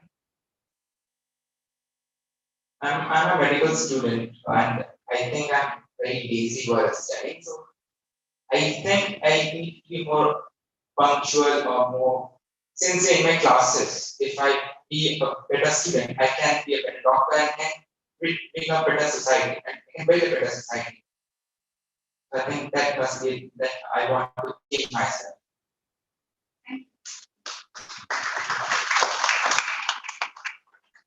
Dr. Abhijit, a psychologist said, if disease is contagious, why not health is contagious? Being a healthy doctor, how can you contagious your health to unhealthy person? You are a healthy young man, healthy doctor. How can you contagious your health to unhealthy person?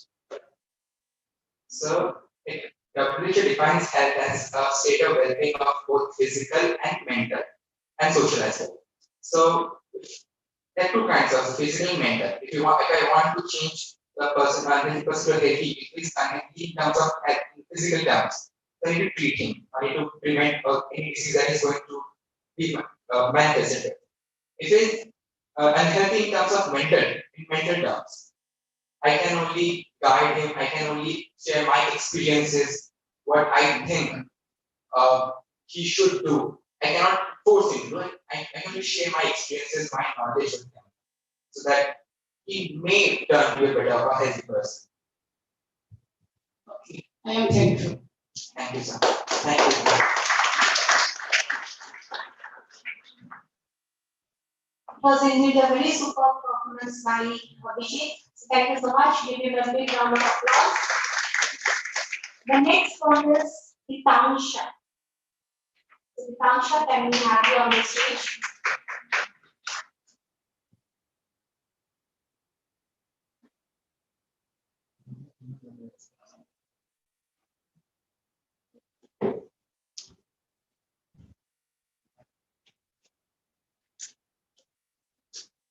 And the topic is the divine truth is greater than any religion or creed or scripture or idea or philosophy. So all the best, Hitansha. You can wait and then.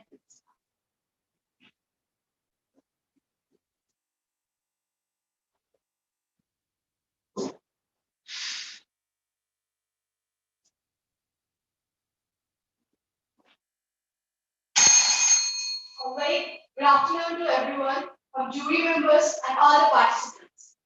So, in my opinion, my name is Sitansha and I'm from Sika Institute of Technology. And the topic is divine truth is greater than any religion, or creed, or scripture, or idea, or philosophy. So, I would like to start from this that I come from a very religious family which has a lot of faith. Hinduism family, obviously, which has lots of faith in God. And when I was a young kid, I always used to believe that these are the God we used to worship, like Durga Ma, Rama, these are the Krishna, these are the different gods. But I didn't get a clear idea of why we are worshipping them, and what is the moral way to worship them. So, gradually, when I grew up, when someone asked me what is you believe in God or not, so what I said is like that what I read past 5 days, that Divine Mother said that there is a single power, one universal power that governs us. That this is the thing that I thought that I don't believe in different gods or different things. I just believe that there is a universal power that motivates us to do what we want to do, and everything that is governed by it. And for my view, the religion is invented to unite us, to live, the meaning of how to live life, because if we have no discipline, we don't have discipline, we don't wear masks, we don't have discipline, we don't use sanitizer. So it is a way of living, not caste, creed is not used to divide us. We are fighting for Ram Mandir, or we are fighting to make mosques. It's not to divide us, it was to unite us. But today, what happened is we take it a different way. People in the past time said something, and we thought in our way, and we defined everyone defined their definition of it, and we have started our own philosophy and started guiding ourselves. So here, the divine truth, the topic is the divine truth. What is the divine truth? Divine truth is that we all are one, all are governed by one power, and we have to attend from our soul to attend peace. Not peace like we have said, sitting somewhere and calling peace, come, peace, peace, come. Not peace can come. Okay. So this is what I would like to conclude in, that peace should come within us when we have no jealousy, no envy, when we try to appreciate each other and to move forward. So this is for me the divine truth. Thank you very much.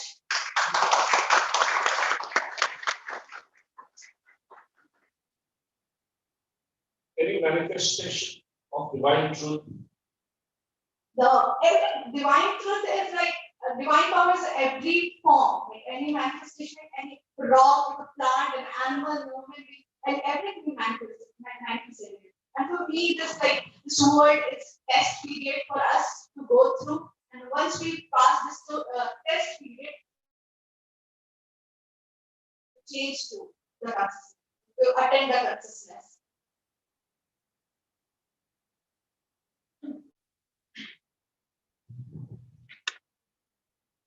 Hitansha, Yes. like you said, manifestations of the divine. Do you think it is something which is very personal in nature? No, ma'am. Like it's not very personal in nature. It's universal.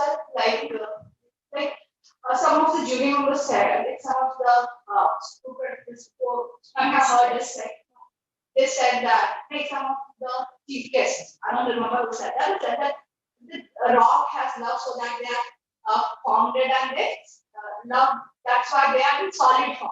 So that is like we can see in every form, like everything can be correlated to the manifestation that God is present there, like one power, that bigger one that is present there, so that it manifested from everything. I don't believe that this particular thing has this power and this particular thing doesn't have. Everything has power and everything is governed by me. So is it wrong if you have multiple nodes? Like I don't believe it's my personal. It's personal, right? So manifestation becomes very personal. So for me, I can manifest God in pictures, in maybe idols. Yes, ma'am. I respect it. Like my own, my father, the person I'm very close to, he's the happiest person when the Supreme Court ordered to pick the Ram Mandir. That's something which is like out of context in the sense. Fine, as an example, it was very good because you said any divine, anything which is divine is beyond religion, it's beyond creed, caste. We understand that. So I think the only thing which you said was when I was a kid, I was told this is Ram, this is Durga, or this is purely when you present that, you should not hurt somebody's personal sentiments. Yes, right? So it's basically any manifestation for that matter. For me, my mother's picture would be like any God's picture. Right? For my father, his mother's photograph is more dear than anybody else's photograph. So he can manifest God in his mother's picture, right? So it is very personal that way. So this is a request from my side to all the participants also. And even if you are getting carried away by your emotions, take this in our conscience that it not hurt anybody's sentiments. Sorry. Thank you. Hitansha, very good name. Please give some example from any scripture from any religion which can be the universal truth and divine truth. Any scripture from any religion. from any region, any scripture that would be divine truth, like any, like something, thoughts of any religion, thoughts of any religion. I come from Hinduism, so the thought of Rama was, he's like we are ideal human being. So me for being that divine truth is stay truth to yourself. Like, don't lie yourself. That is that Hinduism thought we don't lie. What you do to outside the world doesn't matter for a long time. It matters. Thing that matters the most is realization within you. That you have the truth. Just believe that this is done right and this is done wrongly. So just that is within you. That's part. In Hindu religion, Yes. when it is so Sarve Bhavantu Sukhina. Is it divine truth or religious truth? It's a divine truth, sir, because Thank you, thank you.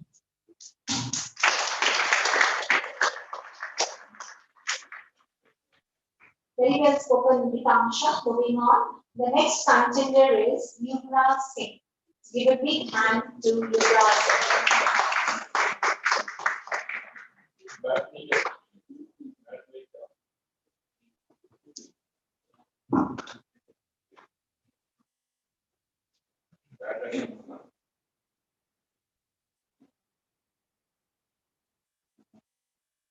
And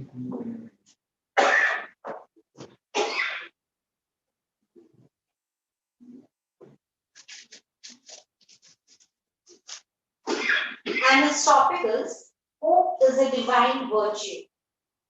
On the list,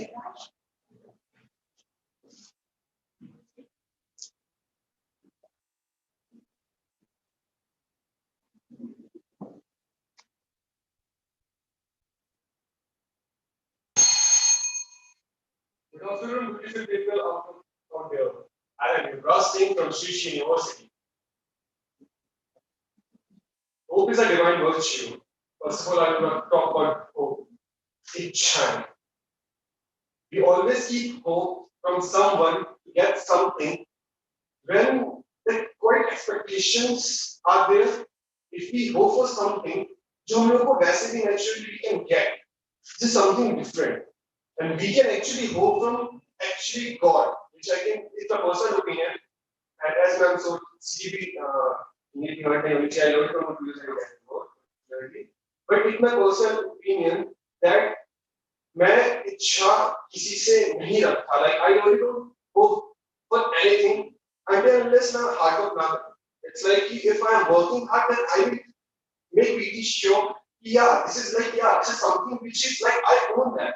And I keep hope about that. And when it's like you can just give up on something like, yeah, I will be getting this and believing on God, I don't really think I can believe on someone because it's all about like, I really don't want to speed also. It's like I just can't, it's all about my karma. If I'm doing good here, then it's all about me, what I'll be achieving in your future.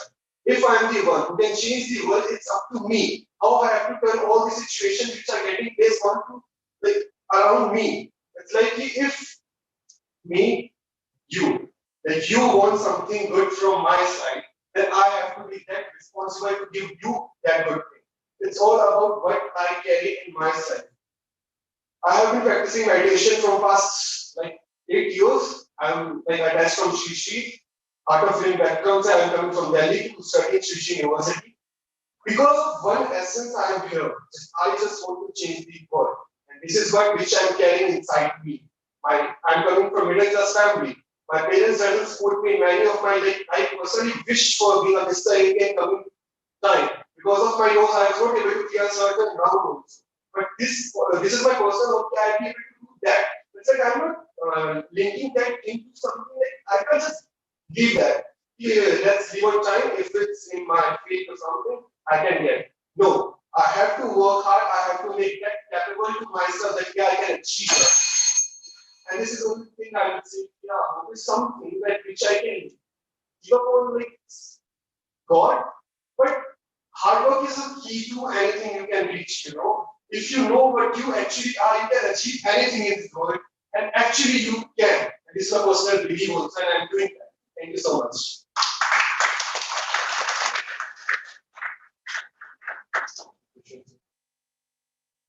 You should try. Yes, sir. So is there a difference between Asha and Icha, wish and hope? Wish and hope. Sir हम hope करते हैं जब sir हम एक चीज को पूरा surrender करते हैं कि या now I am giving up ठीक है मेरे से ये नहीं हो पा रहा है लाइक हमारी लाइफ में कोई दुख है ठीक है मैंने इसको छोड़ दिया मैं नहीं कर पाऊंगा but sir when it comes to wish मैं चाहता हूं इसको ठीक करना तो सर वो सिचुएशन में पलट सकता हूं उसी time so this is the difference between wish and yes ma'am I think sir ने आपको बता दिया है डायरेक्टली कि हम आशाओं की बात कर रहे थे इच्छाओं की नहीं ओके आशा हाँ hope is Asha right so अगर होप आशा है तो होप हेलेन केलर है होप अगर आशा है तो होप विजेंद्र पाल है अगर होप आई थिंक अगर उमेश आनंदन है तो होप उमेश आनंदन है जिन्होंने ऑटिस्टिक लोगों के लिए एक ऑर्गेनाइजेशन बनाया और न्यूयॉर्क का वो एक नंबर 1 आईटी कंपनी है जो सिर्फ ऑटिस्टिक जो पीपल हैं यहाँ पे डॉक्टर्स हैं और I think there are people from paramedical colleges also they understand autistic लोगों को लेकर उन्होंने एक ऑर्गेनाइजेशन बनाया, बिग बास्केट, जिसमें डेफ एंड डम्ब लोगों को नौकरी दी जाती है, right? So I think that is hope, and in those people we search divinity, क्योंकि उन्होंने जो किया वो शायद ही कोई कर सकता था, किसी ने सोचा होगा, क्योंकि लोगों की इच्छाएं होती है वो बहुत बड़ी कंपनी बनाए, बहुत सारे पैसे कमाए, लेकिन वो बनाने के बाद जब वो लोगों को होप देते हैं, आशाएं देते हैं कि नहीं तुम भी जी सकते हो, सारा उठा के जी सकते हो, I think that is what is divinity. Perhaps if I can feel, I can make you feel at a very very materialistic level. So I think that's why I said, if we are talking about Ashain, then Helen Keller, who was deaf, dumb, and blind, she is what hope is, and she is what divine, I think, divinity is all about. Well, if I'm talking about today's generation, I'm of 20, and being at that age, if my parents are hoping from my side, I'll be like, उनको मैं कल को जाके उनकी देखभाल करूँ. For according to me, it's right. They have to, because they are giving birth to their young ones, because उनकी देखभाल हो आगे चल. But when parents, according to my perception, this is something which is like they are quite, उनके अंदर कुछ वो चीज आ गई कि हाँ, मैं एक like I have 2 sisters and I am the only son. अगर मैं वो रहता कि उनको लड़की की जरूरत नहीं है, लड़कियां उनकी लाइफ बना सकती है, तो मैं वो होप जो थी उन्होंने उस चीज को लेके लड़की की आशा में वो आगे जनरेशन वो मतलब हुई. तो this is my, it was like मैं थिंकिंग शायद अलग भी हो सकती है. राज्य की इच्छाओं के साथ ना आशाओं को एक्चुअली कंफ्यूज कर.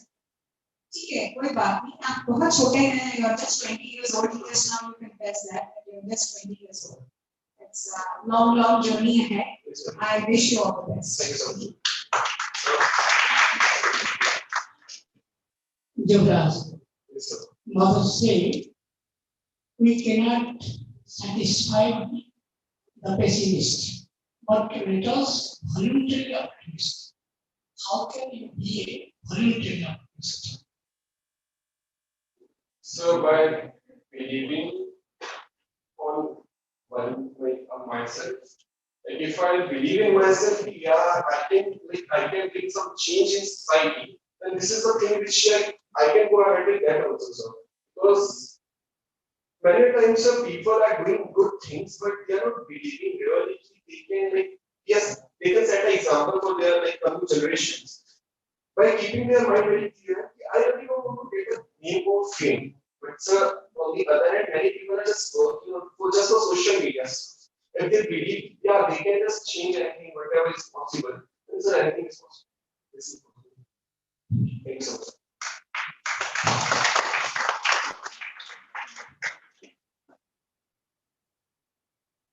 Then after this topic performance by Yugma, let's move on. The next one is Oratory. So give a big hand to Oratory.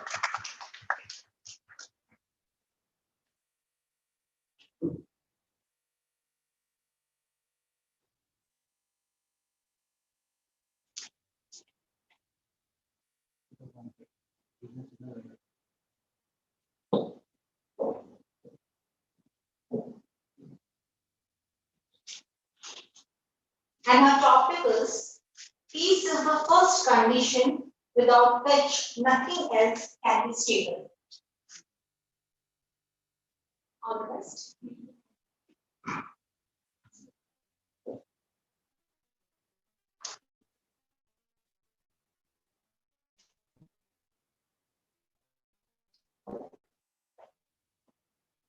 I'm Puna from Shishim University. And my topic is peace is the first condition without which nothing else can be stable.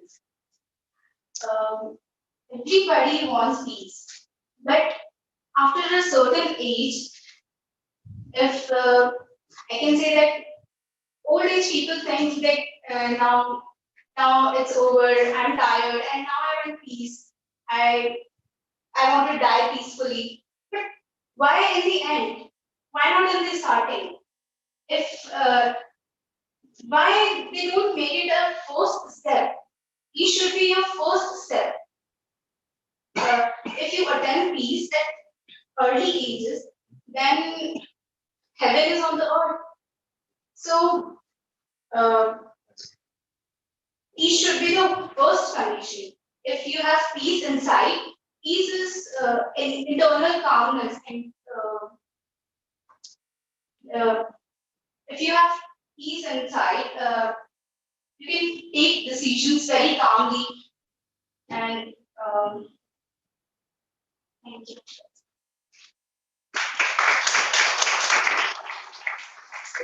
Stay cool, stay calm.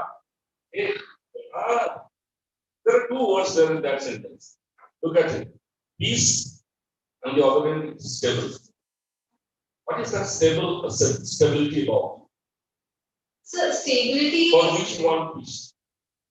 So stability, so internal stability, like your mind should be stable to make certain decisions in your life, and that comes from peace. If I have so many thoughts in my mind and I'm thinking a lot about something, then that's not peace. I cannot be stable and I cannot take a good decision out of that. Symbol. To be stable means to be cool, calm, and composed. And peaceful and unstable. Stagnant. So stability, so calmness and stability. My question is very straight. What do you mean by that stability? Is it stagnant? Because and cool, calm, and peaceful. No, sir. So stability is, so how we take our decisions for future, for better time, better life, and how to make our life stable in every sense. It's not just about internal thing; it's about what around you. You have to be stable with it also. Stability means growth. So Does it mean that progress? Yes, sir. Stability means stability. Continuous growth, stable, steady. Yes, sir. I say it and you say yes. No. Thank you.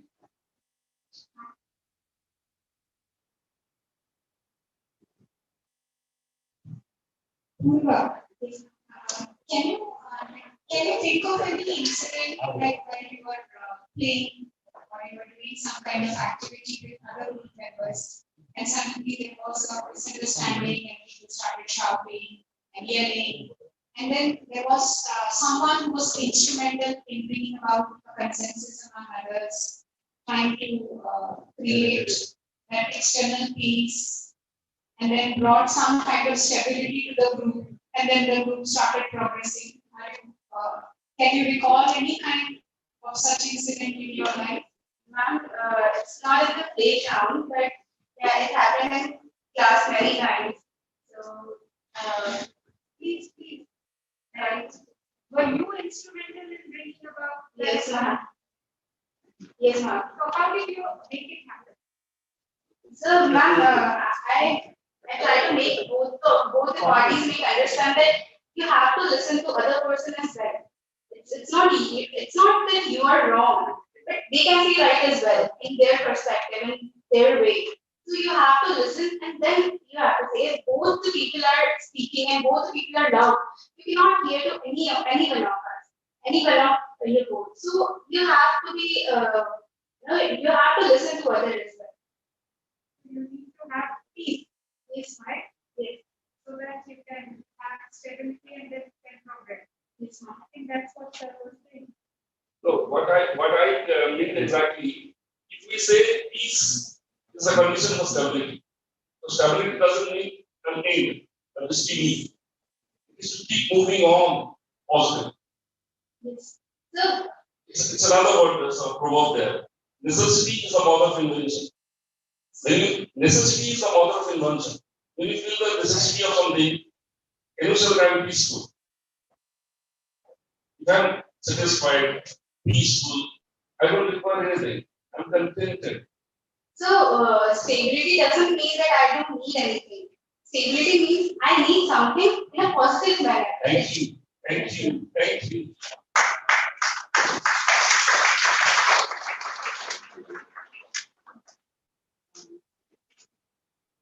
Prabha, Mother said, the great war of the world made by least noise. Can you give some example? The great war of the world made in least noise. Without noise sound.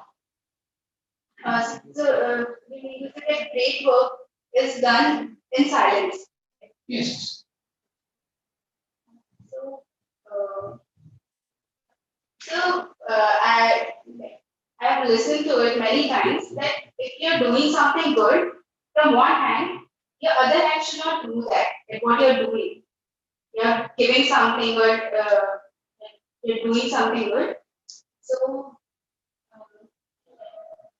like, great works are done in silence. You should not make people not make noise of that. Yeah, I'm doing good. I'm doing that. Thank you. Thank you.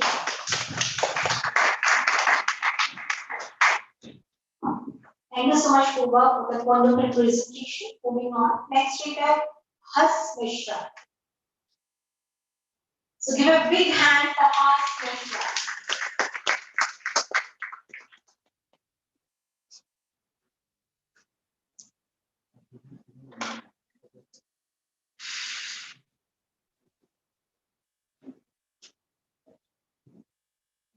And his topic is change yourself with a wish to change the world.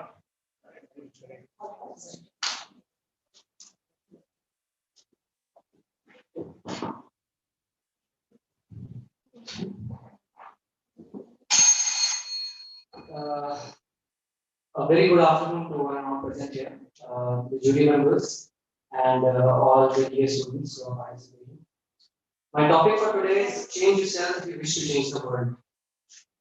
Actually, you should. You know what? Back in 2017, I joined a military school. And the first thing that they taught me there was you should make your bed when you get up in the morning because that gives you a sense of accomplishment. That small thing in life can give you a little, huge sense of accomplishment. And if you just stand and keep complaining about things rather than performing those things and overcoming the problems, you can't succeed in life. For example, for instance, there's a pothole in your house, and you are contacting the government authorities that so please fill the pothole. Also to note that the pothole is very minor. You can do it yourself. The government authorities, if not listening to you, can do that yourself. And if you cannot, then stop blaming. Because if you keep blaming things and you don't have change within yourself, there is no use. You cannot succeed in life. Let me quote this by H.W. Longfellow. He wrote in A Psalm of Life that a soul that slumbers is dead.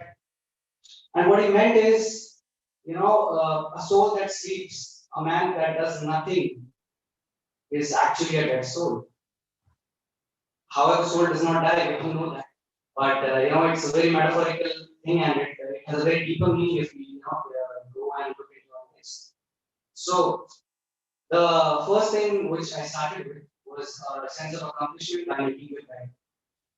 So if you make your bed and that sense of accomplishment will make you do other things in life. I make my bed, I make my own tea. I do not depend on my mother to make tea for me. I'm saving my time. I'm doing whatever I want, all by myself, without wasting my time and without complaining. There are people still complaining in the country about different things, and they have an opinion on everything. However, it's sad to say that they actually don't know anything. When I go on to the television and see the live debates, it is a very natural thing. I think I should mention the recent incident which happened. All of you are aware of why I'm we talking about this. So you shouldn't talk. We should do that. We should rather change the world and not complain. That's all from my side. This is my usual signing out. Thank you so much.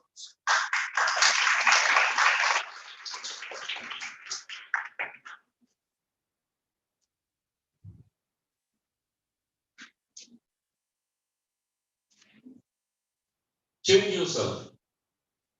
It's not that easy, when a person says that change yourself. I think it's a very slow process and it takes time. First, you have to acknowledge the change. So please go ahead with the question.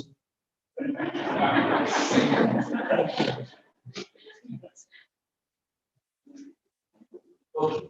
Change yourself. You need to change the world. Define the world. The world is me. If I change myself and stop complaining about other things, then the world will be changed. If I change my lens of thoughts, the world is changed. So the world is me. I need to change myself.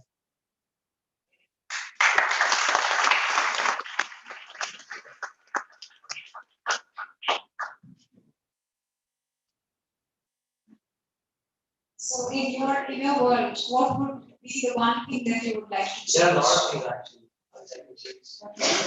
Time. So we don't have so much of time. Maybe Yes. the Because worst street, the worst street. the worst way, I think I'm way too much patient about things. I don't let things go very easily, and which I think is some sort of a virtue, but in the longer run, I think it does harm to me. Ash, we are not giving you a job here. That's fine. The second thing which I would say that I'm a little bit lazy about things, and I should start working hard. The third thing is I don't know things about me. That's it. I still have to discover myself. You need not bother because you are the whole world.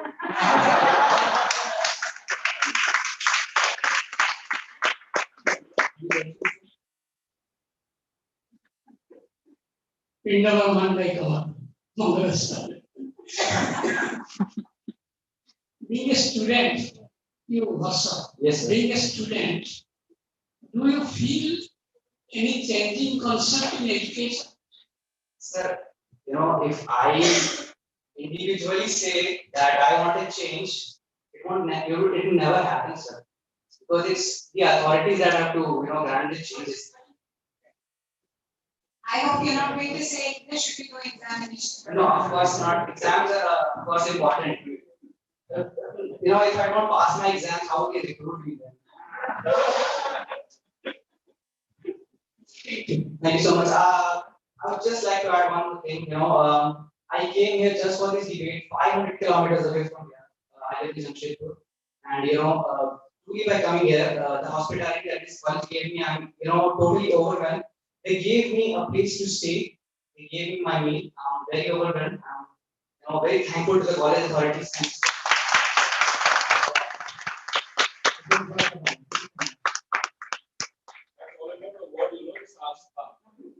You can rely. So thank you so much, Hans. I think you're impressed by your wit and humor. It is amazing. We have some light moment actually. So give him a huge round of applause. Moving on to the next contestant, Subhangi, you're welcome. Please come up on the stage.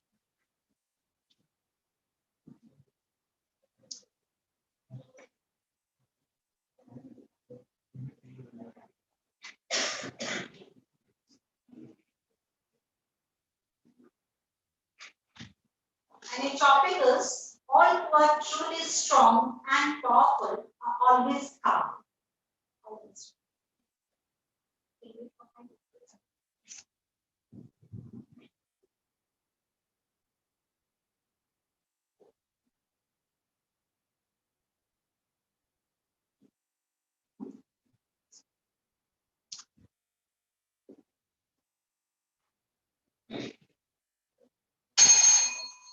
Good afternoon, dear all, and every respected members down here.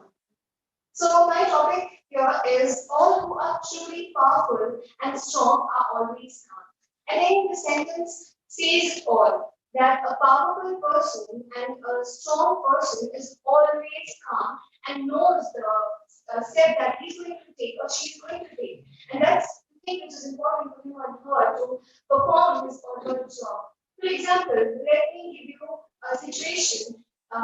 You are in higher authority and you are the head of some institution, and you have to manage a very important function inside your college, and you have a huge chaos about that, and people and students are really anxious to know about what the thing is going on. And then you see there's a huge problem that is going to come to your college, and then you see there's a big storm, and then everything got cancelled, and things has to needs to be moved on smoothly. So you being in a higher authority, you are expected to stay strong and to be calm, to maintain that situation, to maintain that strong. I just want to say that that person, if he or she is strong enough and calm enough inside his heart and mind, he will be knowing and he will be able to decide about his next step, what he or she is going to take, and he will be able to take the most important decisions, which was really difficult for him to take. So if he or she is not calm enough, then he can't be powerful. If he or she is not strong enough, he can't be again powerful. So the sentence here says all who are truly powerful and strong are always calm, because as one of the jury members said that a calm environment is a signal for a very powerful storm that is going to come up. So I think that sentence is a complete important signal that we all need to be very calm before you do something which is very important for you, for your life, for your personality, for your well-being. So I just want to say it all that you have to stay calm, to give your mind to think, make your environment, the environment which is there inside yourself needs to be calm to make yourself comfortable enough inside yourself so that you can make any decision, any powerful decision, any difficult decision in your life which will make you feel proud for it. Next move. Thank you. I'd like to have a similar question for all of us. Who is the strongest or strong and powerful? Person getting vaccine or the person who injects the vaccine? Actually, both of them are not strong enough, according to me, because if the vaccine, I mean, like the person who created the vaccine is, I think, the most powerful one.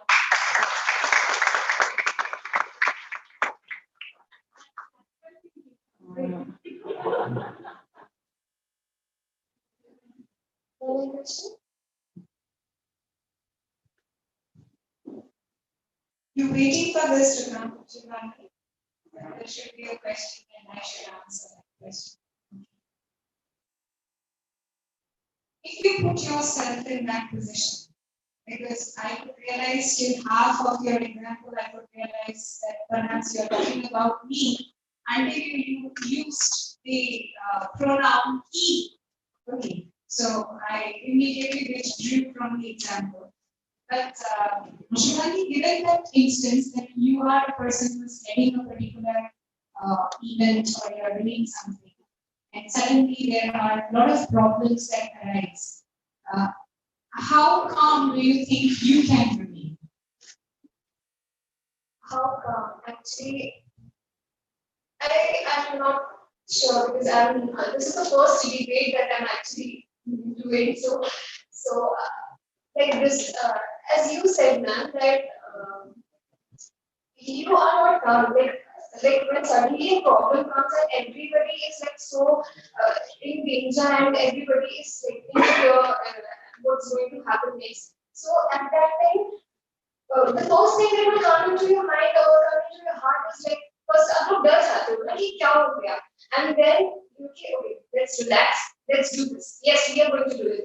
You take that positive power, that positive energy inside you, and that thing inside you makes you like comfortable inside you and yes, let's do this. Let's make it work.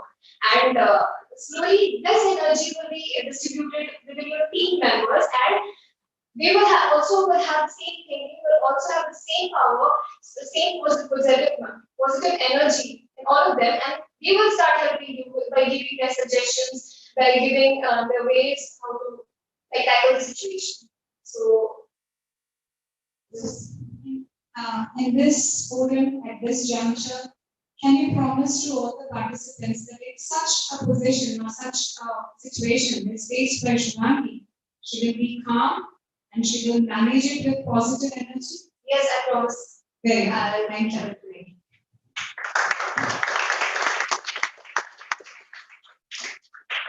Suhaili, I feel you are strong.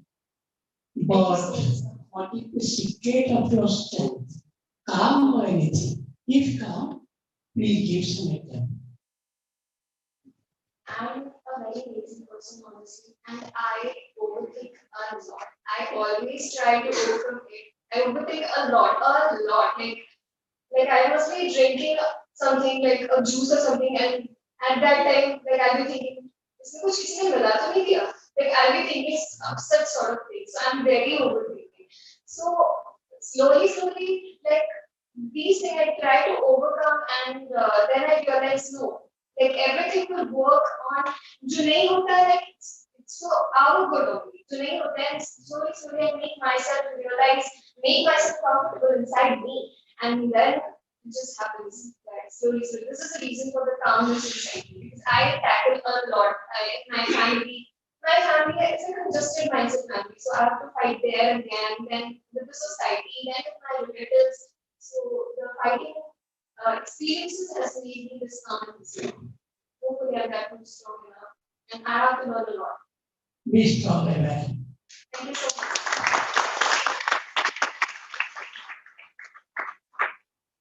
Thank you so much, Bhagni, for that strong performance. Moving on to the next, I call upon Khushbu Das. So, give a big round of applause for Khushbu Das.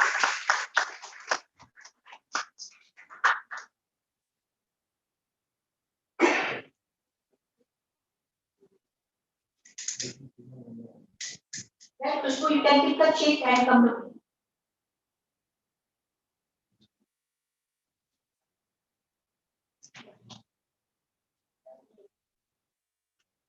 Alright, and the topic is jealousy is a dead poison that is fatal to the soul.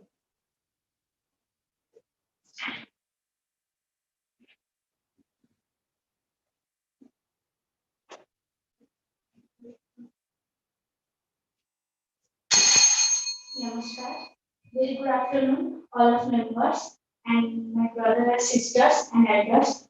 Firstly, I speaking sorry because my English is not fluent and very comfortable. So this topic is jealousy is a dead poison that is fatal to the soul. First of all, jealousy is a negative emotion that all we knows, and Dipshika they also talking about this topic and very well, and also impressed and clap for this view point of view of Dipshika Di.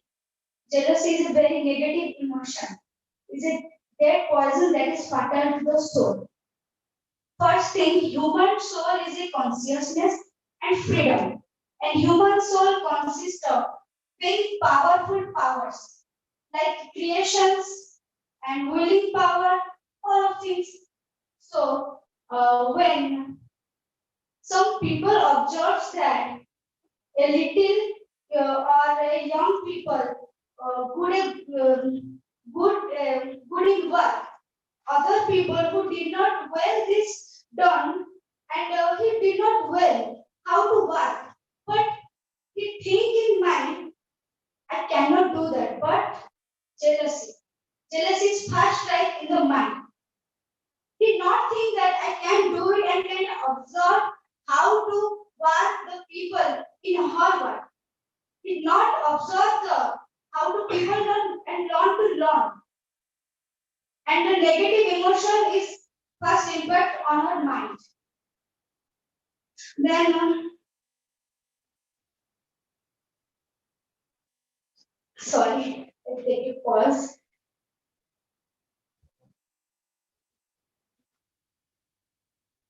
When we talk about the divine, all around the presence of God, when you some face of difficulties, then we pray to God and talking in inner soul, please God help me. Please God help me, then can I do my best on every field of work. But some people not did the mind, can I do this, can I help some, and then from the ability how to apply in our thinking and learning, but negative emotion impact our uh, decreasing our own mentality ability, then we can increase our ability. So I think do not jealousy. So I think do not jealousy to be learn and observe how people are go forward to the path of life. Thank you.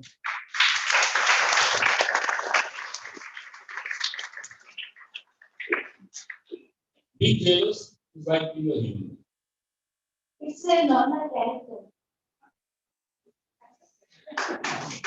Any remedy, इसका कोई solution है, कोई दवा है? So Anything can be done. first, my heart is beating because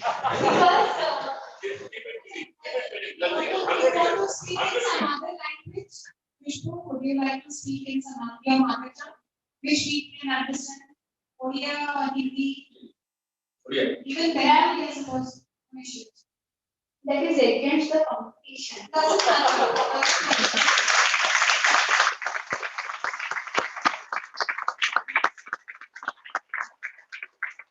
You have already won so many marks. You are already a winner. By saying that you are already a winner. Thank you.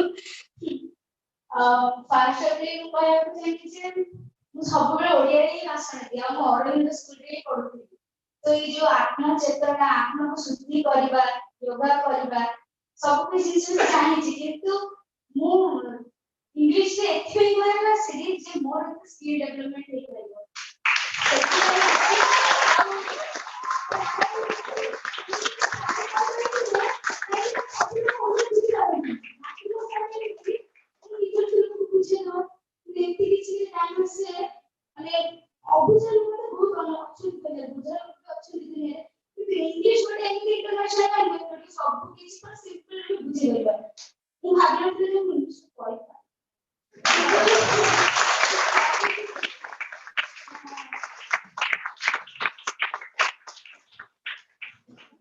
Okay, fine. So now on the concept.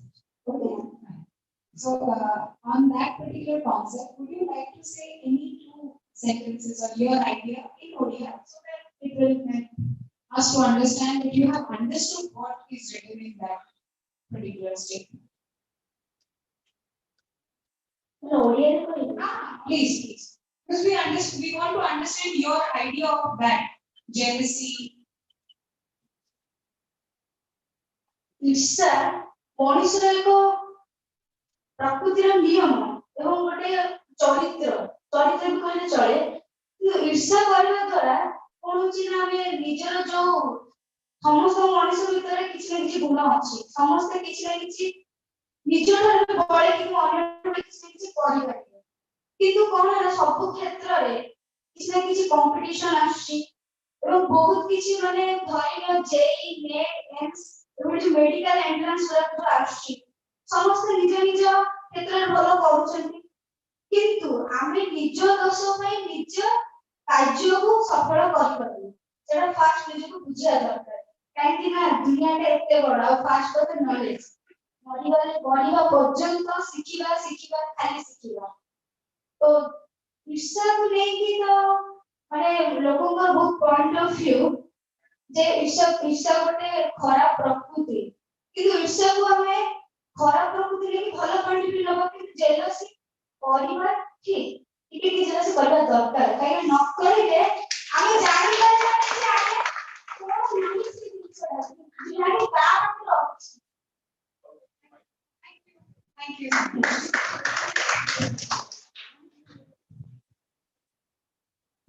ମୋର ମୁକ୍ତ ହୃଦୟ ଦ୍ୱାରା ସମସ୍ତଙ୍କୁ influence କରୁଛି। ପ୍ରଥମେ କହିବା ମୁଁ ତୁମକୁ ଇନଫ୍ଲୁଏନ୍ସ କରିପାରିବି। ସିଧା ଆଉ ଯେ ଇଚ୍ଛା କଲେ ଅନ୍ୟକୁ ଚାହିଁବାକୁ ହୁଏ, ଇଚ୍ଛା ନ କଲେ ନିଜ ସାଧନାରେ ଏକାଗ୍ର ହବାକୁ ହୁଏ। ବୁଝିପାରିବ କଥା? ଇଚ୍ଛା କଲେ ଅନ୍ୟକୁ ଚାହିଁବାକୁ ହୁଏ ଏବଂ ଇଚ୍ଛା ନ କରି ସାଧନା କଲେ ନିଜ ପ୍ରତି ନିଜ ସାଧନା ପ୍ରତି ଏକାଗ୍ର ହବାକୁ ହୁଏ।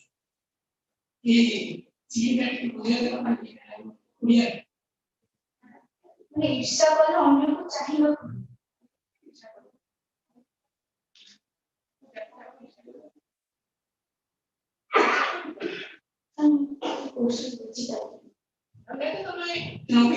ଇଚ୍ଛା କଲେ ଅନ୍ୟ ଜଣଙ୍କୁ ଇଚ୍ଛା କଲେ ନା ସେ ଭଲ ହେଇଟା କିନ୍ତୁ ସେତିକି ସମୟରେ ତମେ ନିଜ ପ୍ରତି ଏକାଗ୍ର ହବ, ନିଜର ପଢା ନିଜ ସାଧନା ପ୍ରତି ଏକାଗ୍ର ହବ। ଏବେ ତାହାର ଉପକାର ହବ ନା ତମେ ନିଜ ଭାଷାରେ ଫାଷ୍ଟ ଆପଣ ଏ ଯୋଉ କମ୍ପିଟିସନଟା ହଉଛି ମୁଁ ଯେମିତି ଏତେ ଇମ୍ପ୍ରେସ ହେଇଗଲି ଯେ ଦୀକ୍ଷା ଏକ୍ସାମ୍ପଲଟା ଦେଲି କିନ୍ତୁ ମୁଁ ତାକୁ କପି କଲିନି, ନିଜ ପଏଣ୍ଟ ଅଫ ଭ୍ୟୁଟା ଦେଲି। ତ ସବୁ କ୍ଷେତ୍ରରେ ଇର୍ଷା କରୁଛ ଠିକ ଅଛି କିନ୍ତୁ ନିଜ ପଏଣ୍ଟ ଅଫ ଭ୍ୟୁ, କାହିଁକି ନା ସବୁ ଜିନିଷ ସିଏ ଜାଣିଛନ୍ତି ସେଇଟା ବି ଠିକ ନୁହଁ, କିଛି ଜିନିଷ ମୁଁ ବି ଜାଣିଛି କାହିଁକି ମୁଁ ବି ପଢିକି ଆସିଛି, ସେଥିପାଇଁ କମ୍ପିଟିସନ ଆସିଛି ନା ନିଜକୁ ଦେଇକି ସେତିକି କନସେପ୍ଟ କରିନି ତାକୁ ନିଜକୁ କହିଲେ ଅନ୍ୟମାନଙ୍କୁ ସଚେତନ ପଏଣ୍ଟ ଅଫ ଭ୍ୟୁ ଦେଇପାରିବି, ତାହେଲେ ସେ ଇର୍ଷାଟା ଠିକ ପ୍ରମାଣିତ ବି ହେଇଯାଇପାରେ। ଧନ୍ୟବାଦ। ସବୁବେଳେ କିନ୍ତୁ open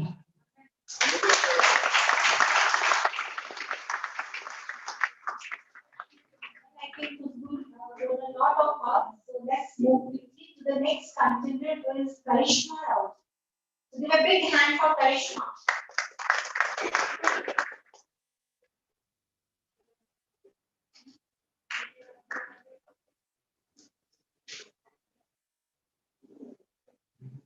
Now, Karishma, you can hand over me that sheet.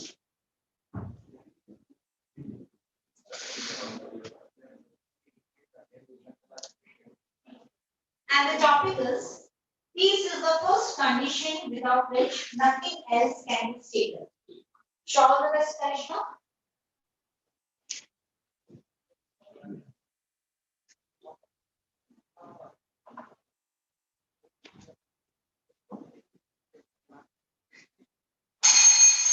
Good afternoon, everyone. I would like to thank my heartfelt gratitude to our juries, my brothers and sisters, and all the participants and all the volunteers who lead this. My topic is peace is the first condition without which nothing else can be stable.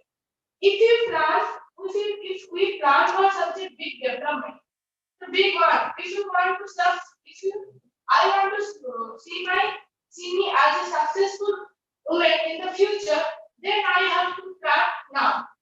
I can plan now by sitting in peacefully, make my mind mentally stable, my hands, my body is completely stable when I am in peace, and I plan in peace how I grown up my features, how I can change myself if I want to see me as a successful woman.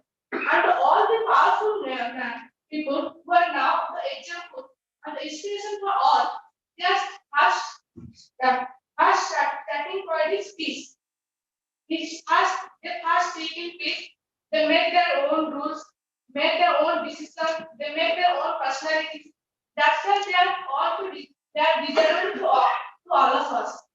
And peace is that thing that cure our heart, soul, our body, what I have done now, what I learned from the past, what I'm going to do that cure to my future, what I'm going to do that my present to get succeed in my future.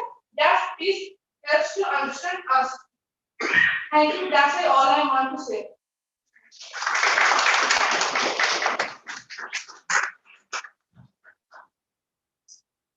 What do you say? Is peace a plan in?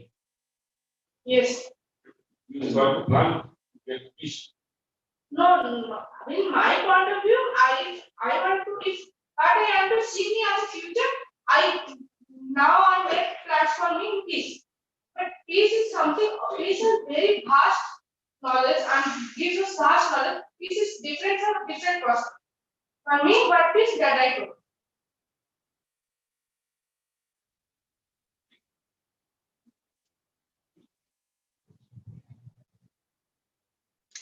One thing that you want to achieve in life. Please tell.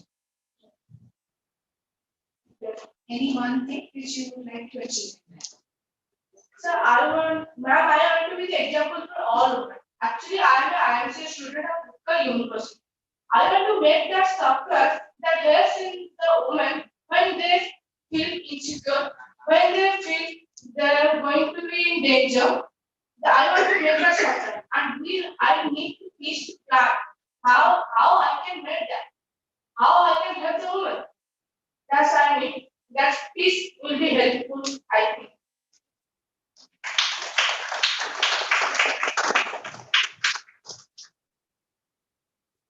Karishma, mother say, peace is a descending path. Can you repeat it? Yes, peace is a descending power because peace, as I said, peace has different values and the power, and I think peace gives us the descending power. When we think seeking peace, we change ourselves. We think what we done wrong and what we're going to do right. That power to change ourselves is by peace.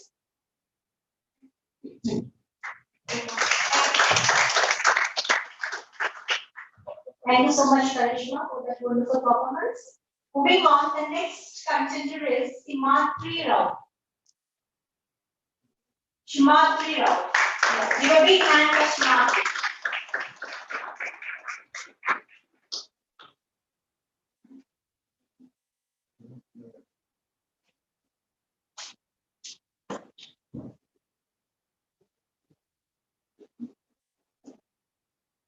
And the topic is the soul in man is greater than his fate. All the best, Himatri. Good afternoon, everyone present here. I am Madhuri Rao from Orissa University of Agriculture and Technology, present here to share some of my views on topic the soul in man is greater than his fate. So there is a very thin line connected between soul and fate. Soul, you can't change the soul because soul is like ultimate. Almost everyone's soul is same. The only thing we see different perspective is that the person's personality. And person's personality doesn't show what the soul relies in that person. Soul is basically the truth which resides in everyone, but fate is something which you can change according to your action. A soul is something I can say that is true. I can change it, but I can change my fate. The soul is much greater than the fate. As I know that the truth is that I need to be obedient with my parents or truthful to my parents. But if I want to change something in my perspective, then I can lie to my parents. There I changed my fate. I became a criminal to my parents. So there is a slight difference that the soul can be changed, but the fate can be changed. The fate can be changed. So basically, I really want to say that if you want, you can mix up your soul and faith. If you accept the reality, if you accept the truth, you can make your fate according to the soul. So if you want, you can make the equity of soul and faith. But in all of the things, the soul is greater than your faith. Thank you.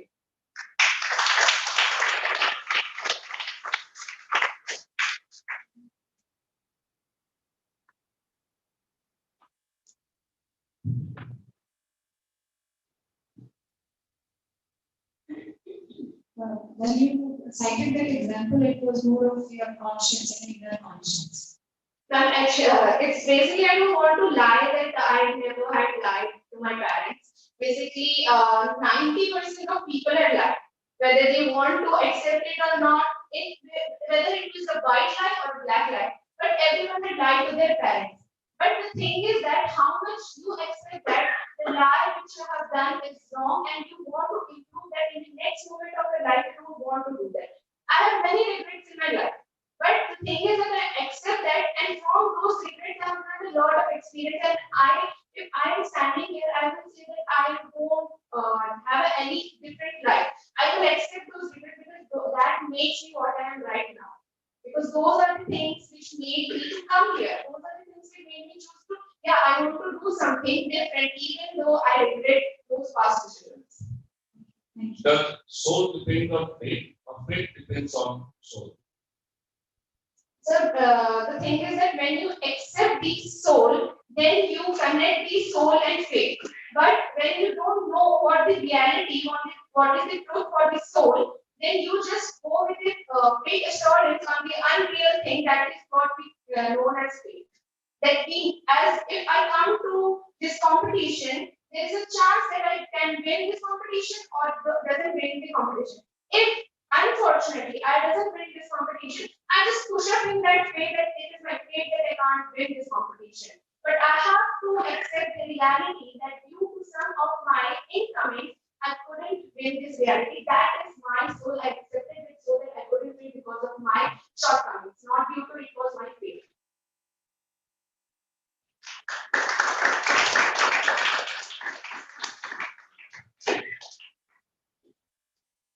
Many Indians believe on that. Do you believe on that? Definitely, sir. If not, how can you lead your life? Sir, it's impossible to lead a life without you are having a faith.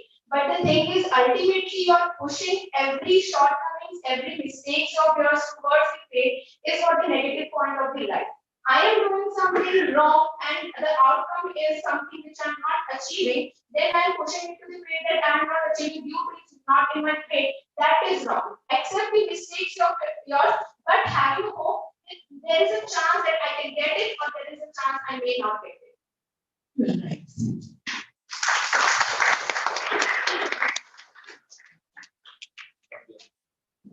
Thank you so much, Marjorie, for that wonderful performance. Having a sense of purpose is having a sense of self. Like it's such an ego, what we send, we get back, what we give, we get. How we sow, we reap. And what you all spoke, that exists in you. So it was wonderful to, we just loved the way you all spoke, and it was wonderful listening to you. So I will use round of applause for all the references of Yugma 2021. A hungry mind is always an angry mind. So here we will take a pause. We would resume back in the phase 2 of the competition, that is the oral presentation round. So I will request all the participants to move to Annapurna, the Avkas canteen, and feed yourself. So thank you so much, and we will resume back at 3 p.m. sharp.